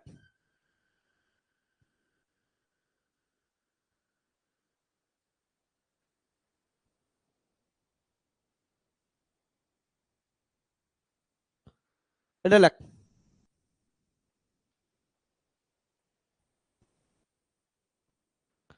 বলছে 10 গ্রাম ভরের তিনটি বস্তুকে 1 মিটার বাহু বিশিষ্ট একটি সমবাহু ত্রিভুজের তিনটি শীর্ষবিন্দুতে এনে স্থাপন করা হলো। তাহলে মহাকর্ষ বলের বিরুদ্ধে কত কার্য করতে লাগবে, মানে সোজা কথা স্থিতিশক্তি চাইছে।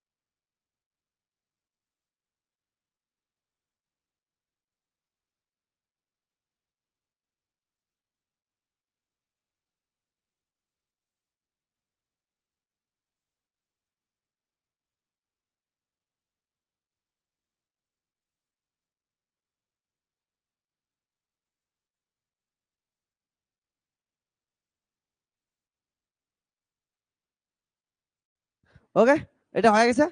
তো সিম্পল কোশ্চেন কি বলছে দেখ, সিম্পল কোশ্চেন এটা বলছে যে 10 গ্রাম বরের বস্তু তিনটে বস্তুকে কোথায় রাখছিস, একটা সমবাহু ত্রিভুজের তিনটে শীর্ষবিন্দুতে রাখছিস।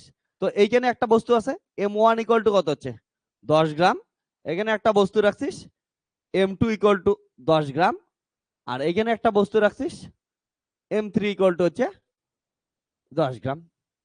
এদের মধ্যে সবগুলো দূরত্ব কত দেওয়া আছে 1 মিটার, তাই না, তাই বলা আছে না? তাহলে এগুলো হচ্ছে দূরত্ব 1 মিটার।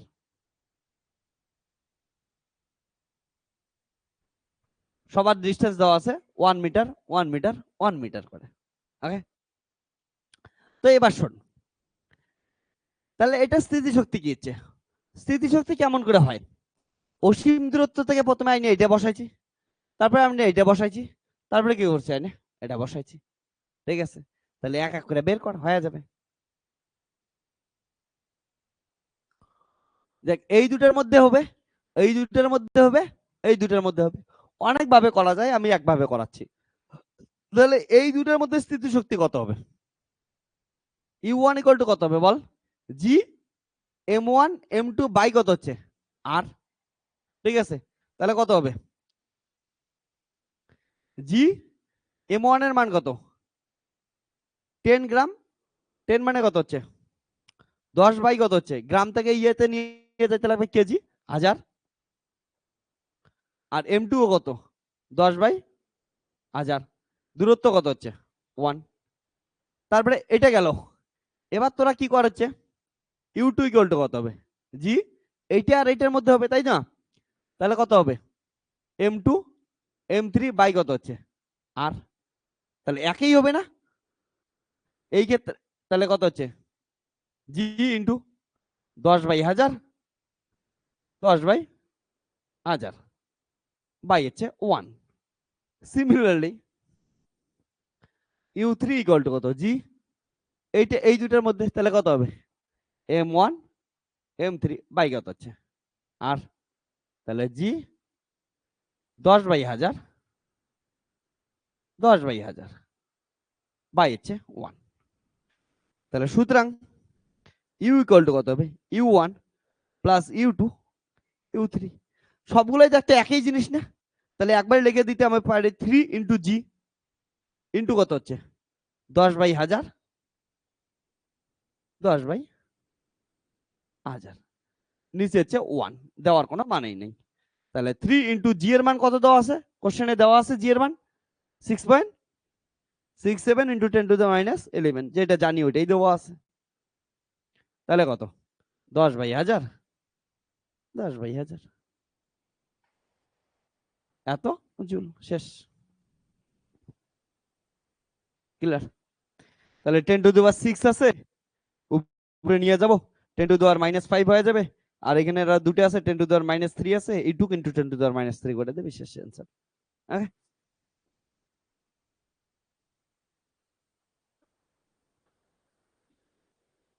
ও এটা U1 এর মান 3 না, এটা তিনটে আছে না, তিনটেই একই জিনিস, তো 3 বের যোগ করে লেখার বদলে আমি 3 দিয়ে কি করে দিলাম গুণ করে দিলাম, ঠিক আছে, বুঝছিস কথাটা, এটা 3 বের আসছে না, হ্যাঁ কমন না, এটা তিনটে যোগ, ঠিক আছে, যোগ করলে ইকুয়াল 1 প্লাস 1 প্লাস 1 3 আসবে না, ওই 3টা,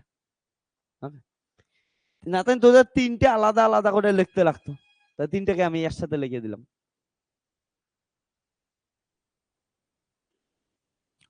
তো এইটুক কিছু প্রবলেম থাকলে বলিস।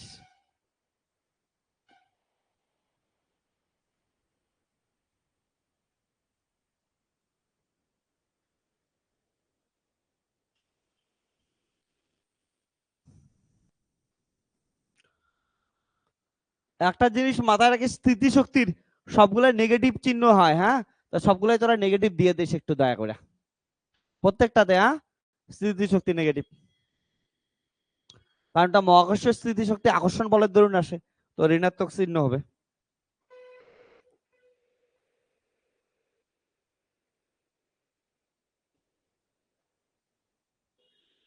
এটা তাহলে এটা কত হবে -15 আর এটা হচ্ছে গুণ।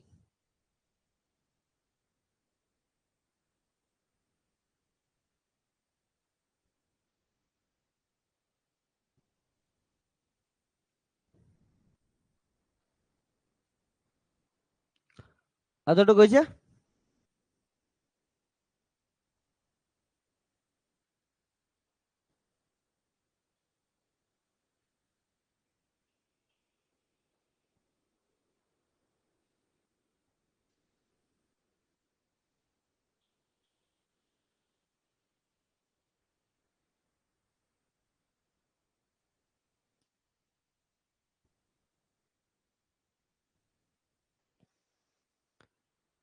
এবার শোন, এতটুক যদি হয়ে থাকে তো কিছু ইম্পর্টেন্ট কথা সবাই একটু শোন। তোরা যে হারে পড়াশোনা করতেছিস, যেমন করে পড়াশোনা করতেছিস, এরপরে যদি তেমন কিছু করতে না পারিস লাইফে, পৃথিবী থেকে তোদেরকে কি হচ্ছে তাড়ানো উচিত কি উচিত না? উচিত। কারণ পৃথিবীর তো খালি হতে খাচ্ছিস যাচ্ছিস, এই করে করে পৃথিবীর ভর বেশি বেশি কষ্ট দিতে লাগতেছে, কষ্ট দিতেছিস পৃথিবীকে। তো তোদেরকে যদি আমি পৃথিবী থেকে তাড়াইতে চাই, যে আর কোনোদিন পৃথিবীতে তোরা কি করবি না, ফিরেই আসবি না, এই যে পৃথিবী থেকে তাড়াইতে চাই, পৃথিবীতে আর কোনোদিন ফিরেই আসবি না, এর জন্য তোদেরকে একটা মিনিমাম বেগ দিতে লাগবে, পাশায় একটা লাথি মারতে লাগবে, ঠিক আছে? একটা মিনিমাম, এত জোরে লাথি মারলে তোরা কি করবি হচ্ছে পৃথিবীর মহাকর্ষ আকর্ষণ বল থেকে বের হয়ে চলে যাবি, আর পৃথিবীতে ফিরবি না কোনোদিন। এই যে তোদের মিনিমাম যে বেগ দেওয়া লাথি মারলে, তোদেরকে ঢিল মারলে তোরা কি হচ্ছে পৃথিবীর আকর্ষণ বল থেকে, পৃথিবীর ভালোবাসা থেকে একদম বাইরে চলে যাবি, মুক্ত হয়ে যাবি, তাকে আমরা কি বলি? মুক্তি বেগ। তাহলে এডিং দে মুক্তি বেগ। ওকে, তো আমরা কি করব হচ্ছে মুক্তি বেগ।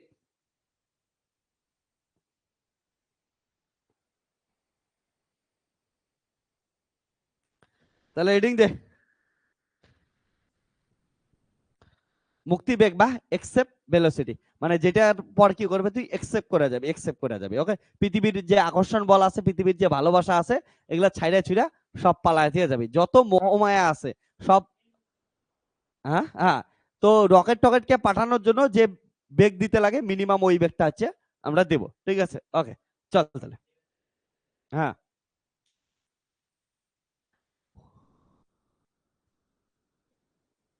মুক্তি বেগ। এগুলা কুইজ যারা যারা দিছিস অনেকবার এই কুইজে কোশ্চেন ধরতো না?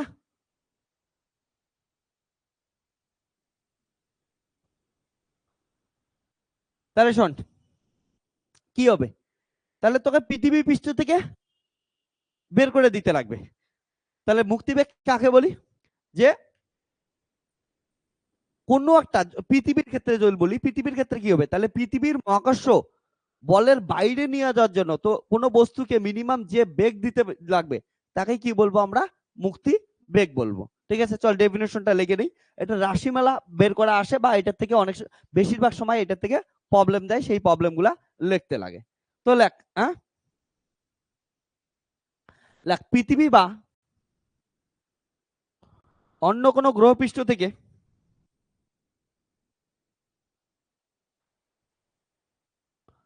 পৃথিবী বা অন্য কোনো গ্রহপৃষ্ঠ থেকে কোনো বস্তুকে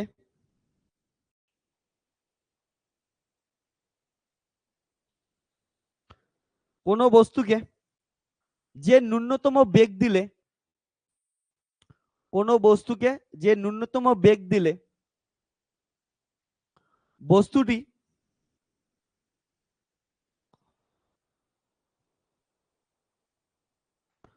মহাকর্ষীয় আকর্ষণ বলের বাইরে চলে যায়, মহাকর্ষীয় আকর্ষণ বলের বাইরে চলে যায়,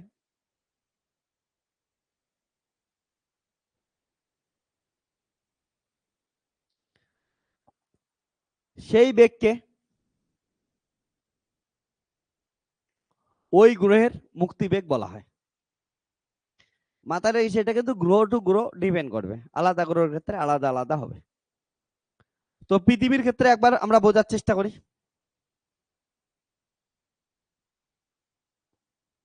ওকে, তাহলে যাক, সাপোজ কথা এটা পৃথিবী আছে। এবার পৃথিবী থেকে আমি কি করলাম, একটাকে লাথি মেরা ঢিল মেরা ফেলাই দিতে চাই, ওর জন্য একটা বেগ বের করতে লাগবে, তাই তো? তো কোথায় চলে যাবে, যখন আমরা এমন একটা বেগ দেব যে বেগে ওর মহাকর্ষ যে আকর্ষণ বল আছে তার বাইরে চলে যাবে, মানে অসীম দূরত্বে চলে যাবে না। তাহলে অসীম দূরত্বে যখন চলে যাবে ওর কোনো এনার্জি থাকবে থাকবে না। তো এনার্জি সংরক্ষণ সূত্র থেকে আমরা রাশিমালাটা ডিরাইভ করতে পারি, একদম ছোট কি উৎসাহ হবে। তাহলে এনার্জি সংরক্ষণ শক্তি সংরক্ষণ সূত্র থেকে পাই শক্তির সংরক্ষণ সূত্র হতে পাই কি পাই, দেখ যখন পৃথিবীর কাছে আছে, পৃথিবীর পৃষ্ঠে আছে, পৃথিবীর পৃষ্ঠে এর দুইটাই শক্তি থাকবে। কোনো একটা জিনিসকে ছুড়বি, তার মানে এর গতিশক্তি থাকবে থাকবে না, থাকবে। গতিশক্তি কত হচ্ছে হাফ এম বি স্কোয়ার। এবং পৃথিবীর পৃষ্ঠে যেহেতু বস্তুটা আছে, তাহলে পৃথিবী এবং ওই বস্তুর মধ্যে একটা কি করবে, মহাকর্ষ বল কাজ করবে। তাহলে মহাকর্ষ বল ওটাকে কি বলি, স্থিতিশক্তি। তাহলে জি এম এম বাই কত হচ্ছে আর, আর স্কোয়ার দিলে ফোর্স হয়ে যাবে, আমাদের এখানে শক্তি লাগবে। তাহলে স্থিতিশক্তি একটু আগে মুখস্থ করছিলাম, রাশিমালা বের করছিলাম, জি এম এম বাই আর, এটা হচ্ছে স্থিতিশক্তি। এবার এটা কোথায় নিয়ে যাব আমরা, অসীমে নিয়ে যাব। অসীমের শক্তি কত হবে, শূন্য হয়ে যাবে। তো এটা কিসের সমান হবে, শূন্য সমান হবে। তাহলে এই যে বেগ দিলে এ বের হয়ে যাবে, এটাকেই মুক্তি বেগ বললাম, এক্সেপ্ট ভেলোসিটি বললাম। তার জন্য এটাকে ভি ই নাম দিলাম। ওকে, এক্সেপ্ট ভেলোসিটি, এটা দিলে হচ্ছে বাইরে চলে যাবে, এক্সেপ্ট করে যাবে। ওকে, তো এটার নাম দিয়ে দিলাম, শেষ। ওকে, তাহলে এটা কত হচ্ছে half M V square equal to G M M by R. তাহলে এম এম কাটলো, তো এখানে কত হচ্ছে V square equal to 2 G M by কত আসলো আর। ওকে, এবার দেখ আমি একটু আগে তোদের লেখাচ্ছিলাম পৃথিবী পৃষ্ঠের আশেপাশে মহাকর্ষ স্থিতিশক্তি কত হয়। পৃথিবীর ব্যাসার্ধ আরেক জায়গায় আমরা ক্যাপিটাল আর লিখি, তাহলে পৃথিবীর ব্যাসার্ধ স্মল আর জায়গায় এটা কি করে দিবি, ক্যাপিটাল আর করে দিবি।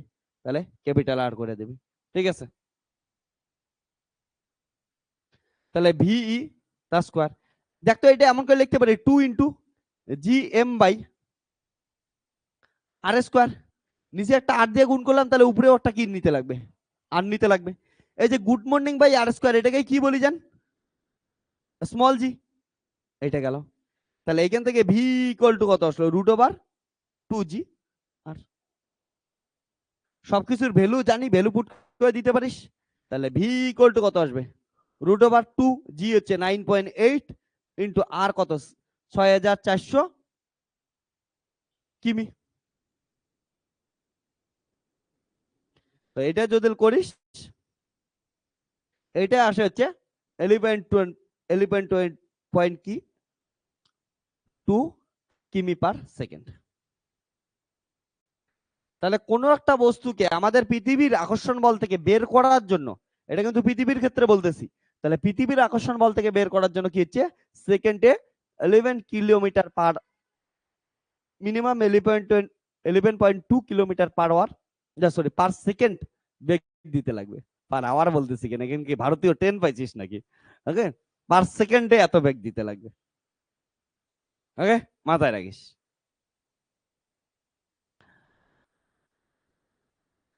তাহলে এটা যেটা আসলো এটা মাথায় রাখিস, এটা হচ্ছে পৃথিবীর কিন্তু হচ্ছে মুক্তিবেগের রাশিমালা আসলো, এবং এই যে মানটা পাইলাম এটা পৃথিবীর মুক্তিবেগের কি হচ্ছে মান পাইলাম। হ্যাঁ হ্যাঁ, 6400 কিলোমিটার ছিল, কিলোমিটারকে মিটার করলাম। ওকে, তাহলে এটি হলো পৃথিবীর মুক্তিবেগের মান।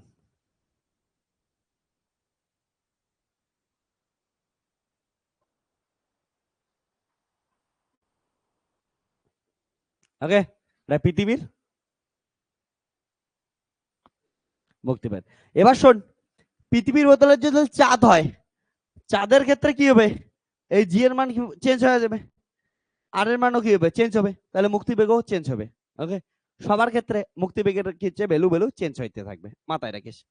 তো চাঁদের ক্ষেত্রে যদি ক্যালকুলেশন করি কেমন আসবে দেখি একটু। চাঁদের ক্ষেত্রে দেখ, চাঁদ মামার ক্ষেত্রে কত আসে একটু দেখি। আয় মামা চাঁদ মামা।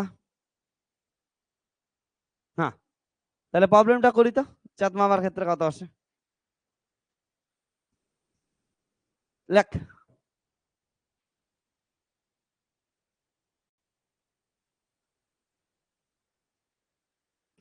বলছে চাঁদ থেকে একটি বস্তুর মুক্তিবেগ নির্ণয় করো। ধরে নাও চাঁদ একটি সুষম গোলক যার ব্যাসার্ধ দেওয়া আছে 1.74 ইন্টু 10⁶ মিটার এবং ভর দেওয়া আছে।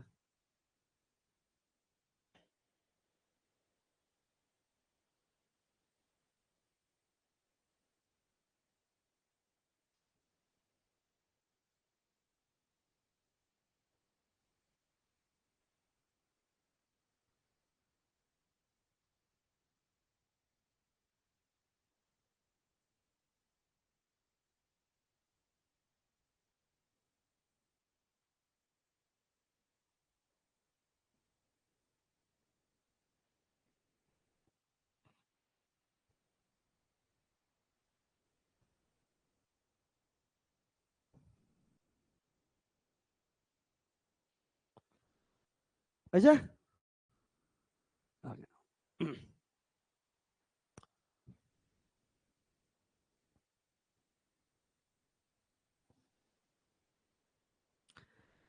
তাহলে এটা দেওয়া আছে। দেখ চাঁদের ক্ষেত্রে স্মল জি বলা নাই, তাহলে এইটা সূত্র ইউজ করবো না, আমরা এটা সূত্র ইউজ করে দিই।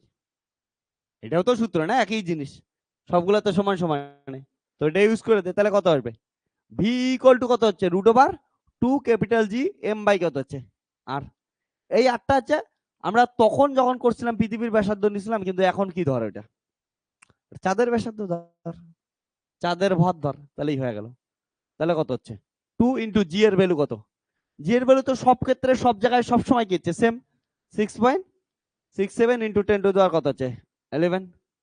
এম এম দেওয়া আছে 3.67 × 10⁻⁴ কত হচ্ছে 22 বাই আর ব্যাসার্ধ দেওয়া আছে 1.74 × 10⁻⁴ কত 6। এটাকে ক্যালকুলেশন করবি, ক্যালকুলেশন করলে আসবে 2.38 × 10⁻³ মিটার পার সেকেন্ড। তাহলে জল দেখি 2.38 কিলোমিটার পার সেকেন্ড।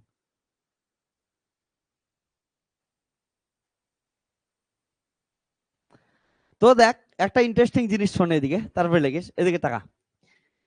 এইখানে পৃথিবীর ক্ষেত্রে মুক্তিবেগ কত, অর্থাৎ পৃথিবী থেকে কোনো একটা রকেটকে যদি আমাদের মহাকাশের বাইরে পাঠাইতে লাগে, স্যাটেলাইটকে মহাকাশের বাইরে পাঠাইতে লাগে, মহাশূন্যে পাঠাইতে লাগে, তাহলে আমার মিনিমাম কত বেগ দিতে লাগবে 11.2 কিমি পার সেকেন্ড। আর যদি আমরা এটাকে কি করি হচ্ছে চাঁদ থেকে পাঠাই ওই সেম বস্তুটাকেই, হ্যাঁ, কারণটা বস্তুর ভরের উপর তো নির্ভরই করে না, ওকে, বস্তুর ভর আছে কোথাও নাই, তাহলে বস্তুর ভরের উপর নির্ভর করে না, তাহলে সেম বস্তুটাকে আমরা যদি কি হচ্ছে চাঁদ থেকে পাঠাই বা তার থেকেও ভারী বস্তু পাঠাইতে পারিস, সেটার জন্য কত বেগ দিতে লাগবে 2.38 কিলোমিটার পার সেকেন্ড। এটা কত 11.2 কিমি পার সেকেন্ড, এটা কত 2 পয়েন্ট। তাহলে বুঝছিস এটা কত কম। তাহলে বলতো এত কম বেগের যদি জিনিস এত কম বেগ দিয়ে যদি মুক্তিবেগ অ্যাচিভ করিস, অর্থাৎ চাঁদের মহাকর্ষ বলের বাইরে পাঠাইতে পারিস, তাহলে তুই যখন একটা রকেট বানাবি কোনটার ক্ষেত্রে ফুয়েল তোর কম লাগবে, জ্বালানি কম লাগবে, এটার ক্ষেত্রে কম লাগবে না? এত পরিমাণ ভেলোসিটি তৈরি করার জন্য বুঝিস কত হাই স্পিড প্রেসার দিতে লাগে, তার মানে কত তোর কি করতে লাগবে, ওইটার মধ্যে এনার্জি খরচা হয়, কত তেল খরচা হয়, আর এটার তেল খরচা কি হবে কম হবে। ওই জন্য তোরা শুনিস না যে এলন মাস্ক সবসময় বলতে থাকে কি হচ্ছে চাঁদে বসতি তৈরি করব, মঙ্গলে বসতি তৈরি করব। কিসের জন্য? এলন মাস্কের যে একটা স্বপ্ন আছে মঙ্গলে কি হচ্ছে মানব সভ্যতার বসতি তৈরি করবে। কেমন করে তৈরি করবে? ওটার জন্য প্রথমে যেটা টার্গেট করছে, এলন মাস্কের সাইটে গিয়ে পড়বি, স্পেস এক্সের সাইটে, ওদের টার্গেট কি প্রথমে তো হচ্ছে চাঁদে গিয়ে স্টেশন বানানো। কারণ পৃথিবী থেকে এই যে জাহাজ টাহাজ পাঠাইতে, রকেট টকেট পাঠাইতে খরচা কি হয় প্রচুর বেশি হয়, কারণটা পৃথিবী থেকে যে কোনো জিনিস পাঠাইতে আমাদের মুক্তিবেগ কি দিতে লাগে অনেক বেশি দিতে লাগে, তো অনেক শক্তি কি হচ্ছে খরচা হয়, অনেক জ্বালানি খরচা হয়, এর জন্য কি হচ্ছে ওটা টাকা বেশি লাগে। এর জন্য কি করবে ওরা ফার্স্টে গিয়ে কি করবে চাঁদে বসতি স্থাপন করবে, চাঁদে তারপরে সবকিছু রিসার্চ করা শুরু করবে, এবার চাঁদেই যন্ত্রমন্ত্র কি করবে বানাবে, এবার চাঁদ থেকে পাঠাবে, চাঁদ থেকে পাঠাইলে কি হবে ইজিলি ইজিলি কি হচ্ছে অন্য যে কোনো জায়গায় যাইতে পারবে, কারণ চাঁদের কি হচ্ছে মুক্তিবেগ কম, ওইখানে জ্বালানি কম লাগবে, খরচা কম হবে, বুঝছিস? এটা হচ্ছে স্বপ্ন, ওই জন্য চাঁদে প্রথমে গিয়া পড়বে, তারপর চাঁদ থেকে ধীরে ধীরে অন্য অন্য গ্রহে যাবে, বুঝছিস? এটা হচ্ছে ইয়া প্ল্যান। তো মাথায় রাখিস ছোট ছোট জিনিসগুলা কিন্তু কিউটসা কিউটসা জিনিস। ওকে, এবার শোন, আমরা আর কিছু জিনিস করি, এটা লেগে নিছিস?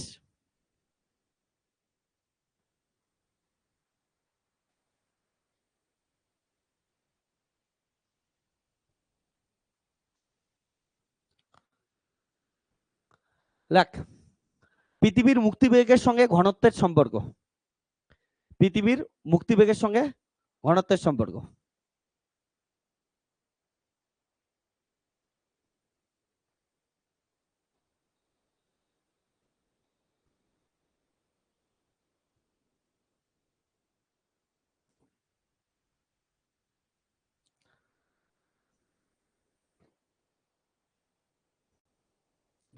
তাহলে কি করব আমরা? তাহলে রিলেশন বিটুইন পৃথিবীর মুক্তিবেগ ভি অ্যান্ড ঘনত্ব রো, তাই তো? কি হবে দেখ ভালো করে। তাহলে relation between V and rho, simple জিনিস, আমরা কি পাইলাম বলতো? ভি ইকুয়াল টু কি পাইছিস? √2 জি ক্যাপিটাল এম বাই কত হচ্ছে আর, যেখানে এম কি হচ্ছে পৃথিবীর ভর। এবার আমরা আরো কি জানি, পৃথিবীর ঘনত্ব ইকুয়াল টু কত হবে? ভর বাই আয়তন, তাই না? তাহলে ভর ইকুয়াল টু কত হবে?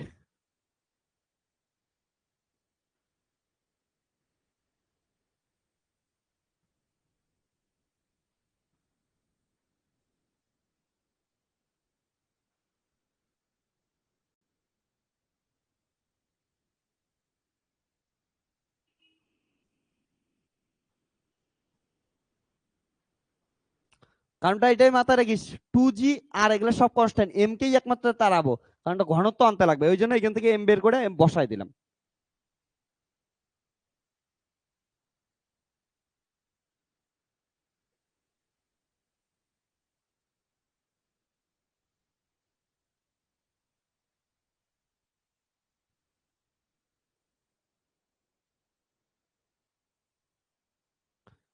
এবার শোন, 8 জি পাই r²3 এগুলো সব কি হচ্ছে কনস্ট্যান্ট, তাহলে কি হচ্ছে ভি প্রপোর্শনাল টু কত √, এটা হচ্ছে সম্পর্ক। আর এটা দিয়ে মাথায় রাখিস, এটা তো আর মুখস্থ করে রাখবি না, এমন করে বের করা শিখবি, কারণটা প্রবলেম আসে অনেক সময়। ওকে, তো মুখস্থ রাখিস না, কত ফর্মুলা মুখস্থ রাখবি, পাগলা হয়ে যাবে ফর্মুলা মুখস্থ করতে করতে। তো বেশি ফর্মুলা তো মুখস্থ কোনোদিন করবি না। ওকে, যত পারিস কম সম ফর্মুলা মুখস্থ করবি, একটা আর একটা থেকে ডিরাইভ করার চেষ্টা করবি।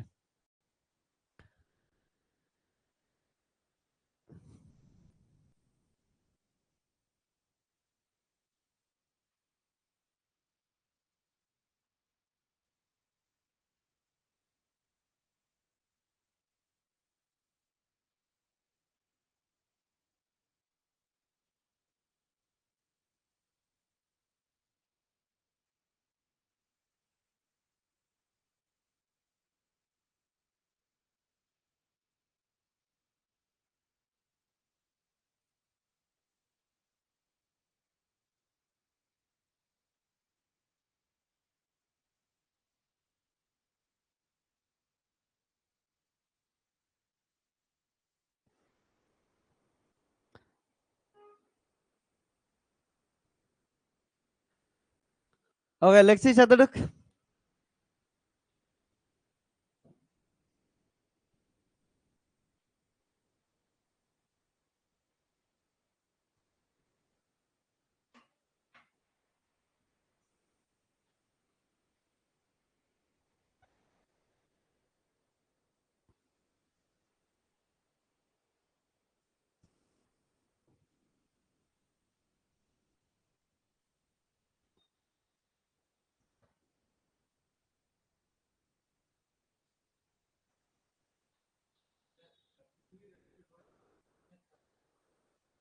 মোটামুটি।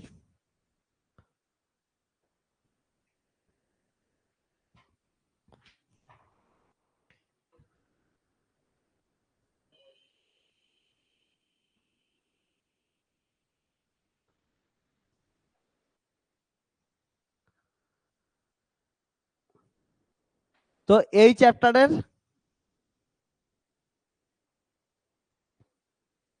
শোন, এই চ্যাপ্টারের মোটামুটি থিওরি আমাদের এই অবধি কমপ্লিট, ঠিক আছে? আর তেমন কিছু তোদের থিওরি নাই, এক্সট্রা কিছু দরকার পড়লে আমি বলবো, বাট এই চ্যাপ্টার থিওরি মোটামুটি শেষ এইখানেই। ওকে, এবার তোদের আমি অনেকগুলা কি করব, সাজেশন আপলোড করে দেবো, সাজেশন গুলা করতে লাগবে। ওকে, তো সাজেশন গুলা ইম্পর্টেন্ট। এই চ্যাপ্টারে আমি যেগুলা সাজেশন দেবো ওগুলা থেকে করে যাবি, এগুলা থেকে বেশিরভাগ কোশ্চেন পাবি। ওকে, তো একটা প্রবলেম কর, থিওরি আরো যদি এক্সট্রা দুই একটা লাগে আমি তোদের করাই দেবো। ওকে, তো একটা কোশ্চেন আগে কর। ধরছি, বলছে পৃথিবী পৃষ্ঠ থেকে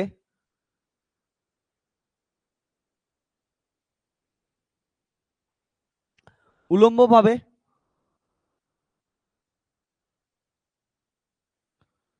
কত উচ্চতায়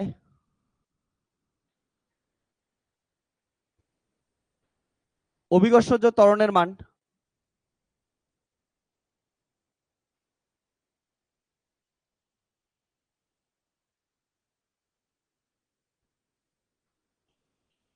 পৃষ্ঠের 1% হবে,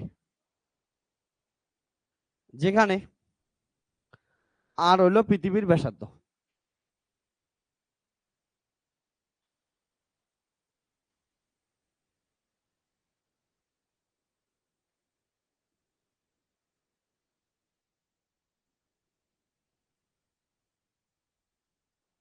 দেখ, লাস্টের লাইনটার মানে এইটুকুই যে তোর অ্যান্সারটা আর দিয়ে আসতে পারে, আর দিয়ে আসলে ঠিক আছে।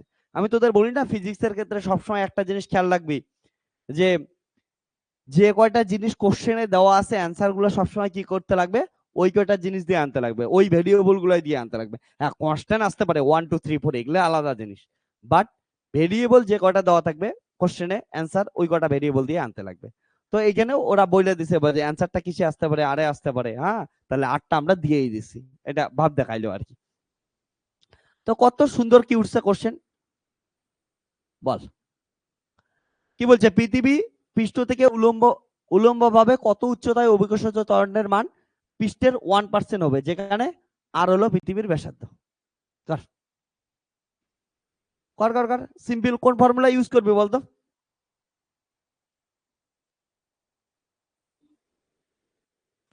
সেই কেস 1 কেস 2 কেস 3 প্রবলেম রাইটে দেখতো।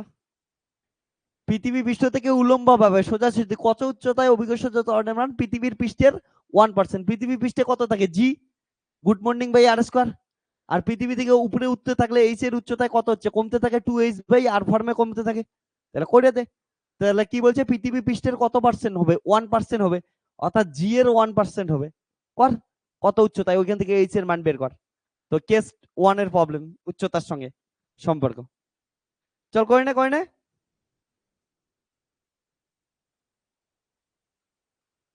তাড়াতাড়ি হয়ে যাক। খতরনাক সা প্রবলেম, কিউট সা প্রবলেম। ফর্মুলা দেখ।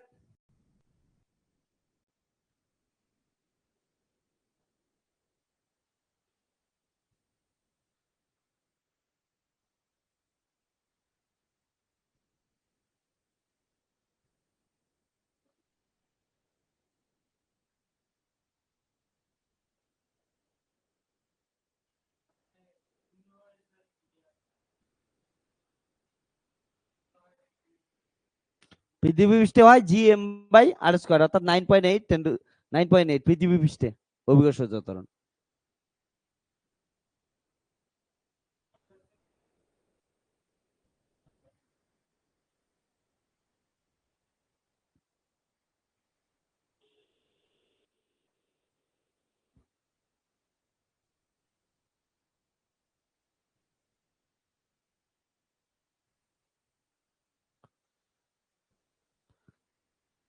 হইলো? কেউ বলবি অ্যান্সার কত? চেষ্টা কর একটু, একটা দুইটা তোরা নিজেরাও। টুর টুরের এদিকে ওইদিকে কি দেখিস? ভালো করে এদিকে দেখ, জানলা দিয়ে দেখিস না, আর শুয়ে পড়িস না, ভালো করে বস। তোকেই বলতেছি ভালো করে বসতে বলতেছি। বস বস বস। আমাকে শুয়ে শুয়ে ভিডিও দেখে কেউ? ভালো করে বস। কর।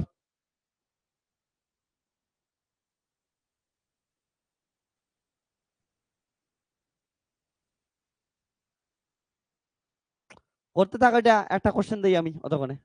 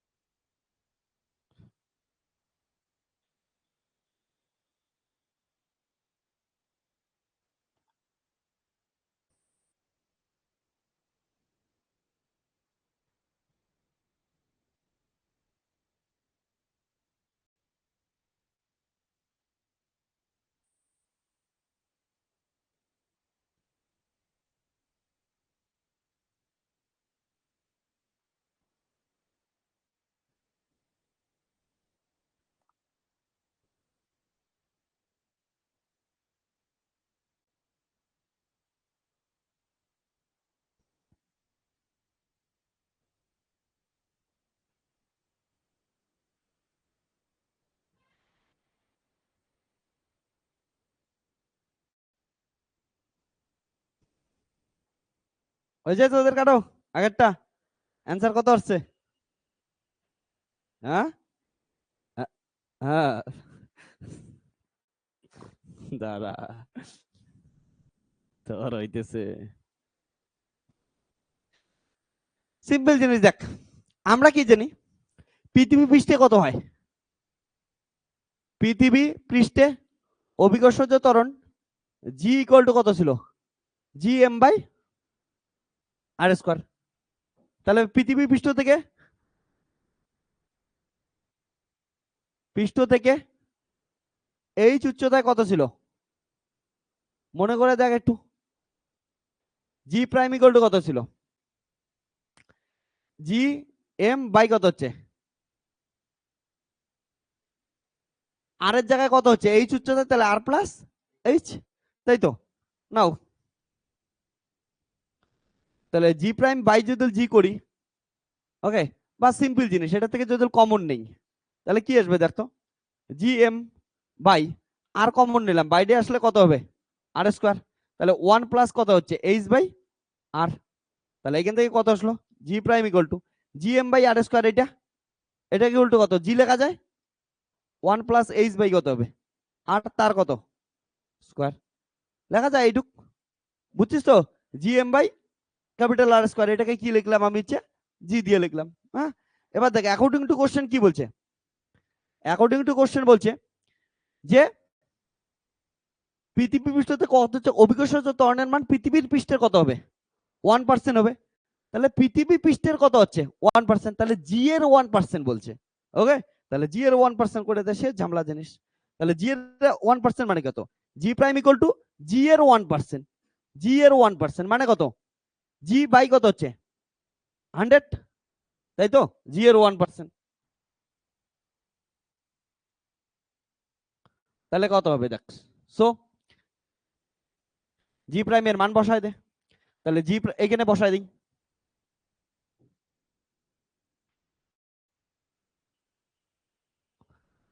তাহলে জি প্রাইম এর মান কত? এটা জি বাই 100, আর এটা কত হচ্ছে? জি বাই 1 প্লাস এইচ বাই আর তার স্কোয়ার। তাহলে জি জি কাটলো, তাহলে হচ্ছে 1 প্লাস এইচ বাই আর তার স্কোয়ার ইকুয়াল টু কত? 100। তাহলে এটা কত গেল হচ্ছে 1 প্লাস এইচ বাই আর। তাহলে H by R equal to কত? 10 মাইনাস 1।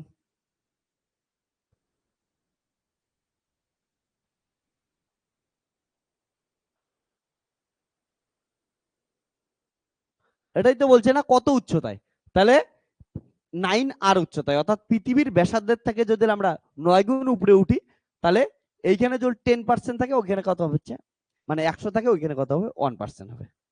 ওকে, মানে নর্মালি যদি আমরা পৃথিবী পৃষ্ঠে 10 ধরি 9.8, ওটাকে যদি 10 ধরি ওখানে 0.1 আসবে। ওকে, 0.01 আসবে, 001 আসবে, 1%। ওকে, হুম।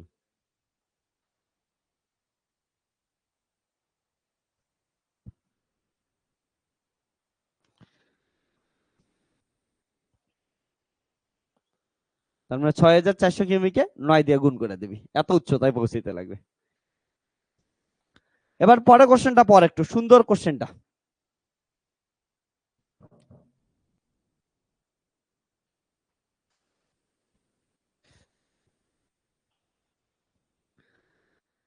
তো পরের কোশ্চেনটা পর।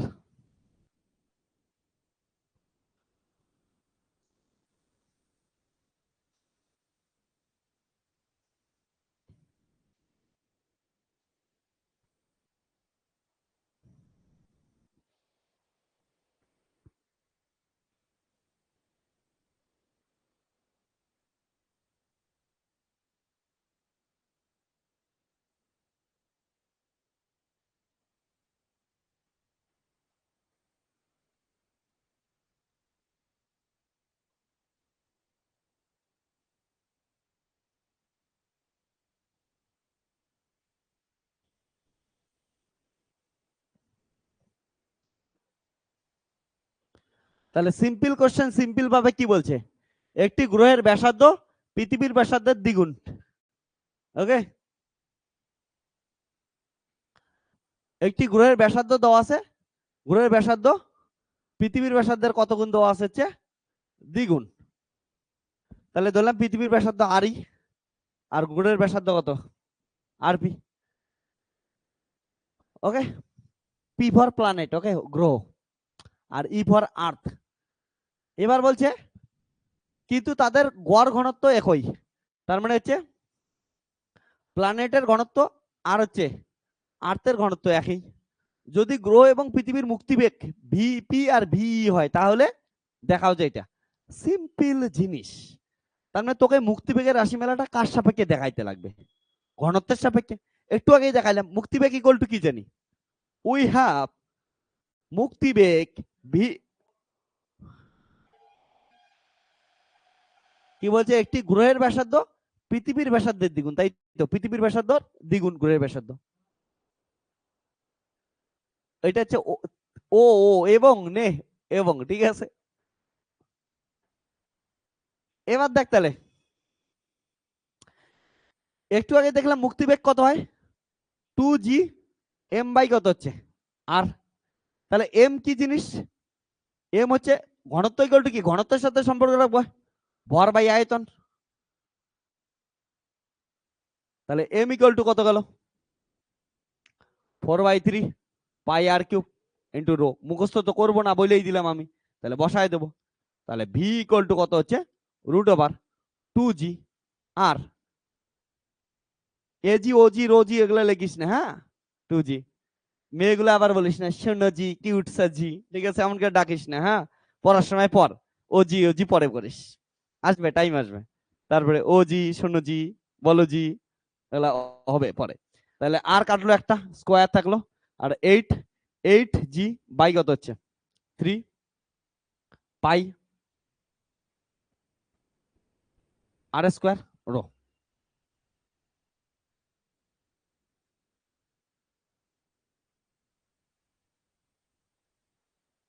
তাহলে পৃথিবীর ক্ষেত্রে কত হবে বলতো, সো পৃথিবীর মুক্তিবেগ কত হবে আর ই, সব constant 8 G pi 3 rho E. Similarly গ্রহের ক্ষেত্রে কত হবে V P equal to R P 8 G pi 3 into rho P. তাহলে এইটা বাক ওইটা করে দে, তাই হয়ে যাবে।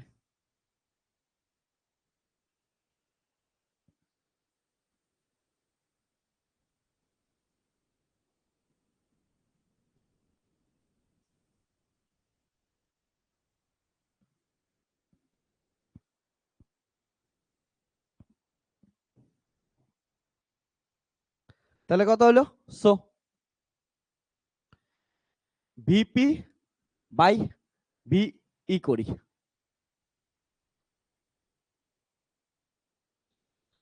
কাটো জি, কি বলছে? R P by 8G pi by 3 rho P by R E 8G pi by 3 rho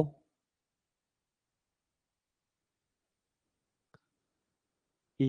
সব কেটে কেটে যাবে, তাহলে কত বেড়ে থাকবে? R P rho P by কত? R E rho E. এবার আরপি এর মান কত দেওয়া আছে? এই যে 2 আর E by R E. R রোপি R rho ই ও দুটোই সমানই দেওয়া আছে, তাহলে তো কেটে যাবে।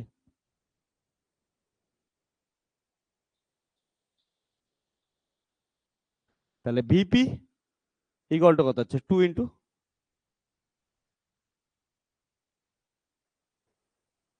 প্রুফড। খুশি হয়ে লেগে দে, হেন্স প্রুফ, লেগে নে।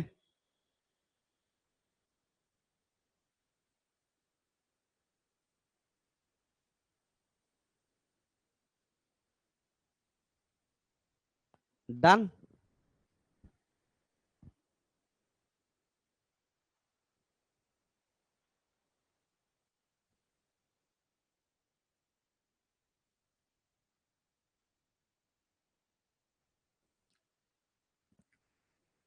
তো তোদের শোন ভালো করে, তোদের থিওরি কিন্তু এতটুকুই আছে, হ্যাঁ। এরপরেও যদি এক্সামের পয়েন্ট অফ ভিউ থেকে কয়েকটা দুই একটা ছোট থিওরি লাগে আমি পরে করায় দেবো। তো এরপর দিন আমরা সাজেশন করব, এমন করে আমাদের কি হচ্ছে ইউনিট 6 কে এখানে খতম করব, তারপরে আমরা অন্য একটা ইউনিট স্টার্ট করব। ঠিক আছে? তো আজকের কিউটসা লেকচার এইখানেই শেষ হচ্ছে। টাটা, বাই বাই, সবাই ভালো থাকিস। লেকচার শেষে একটা স্মাইল দিস, পড়তে পড়তে স্মাইল আসা খুব ইম্পর্টেন্ট, হ্যাঁ। তো আজকের লেকচার এতটুকুই। তো আমরা এরপরের দিন কেমন কোশ্চেন আসবে না আসবে এগুলো তোদের সাজেশনের মধ্যে দেখতে পাবি। সাজেশন গুলার পিডিএফ কোথায় পাবি? ফিজিজি আপডেট দেখবি, সার্চ করিস গিয়ে, ওখানে ক্লাস 11 এর কন্টেন্ট যে সেকশন, কন্টেন্ট সেকশনের মধ্যে অ্যাসাইনমেন্ট একটা সেকশন থাকবে, সেই অ্যাসাইনমেন্টের ভিতরে পিডিএফ গুলা দেওয়া থাকবে। ঠিক আছে? ওকে, চল তাহলে টাটা, বাই বাই, টেক কেয়ার।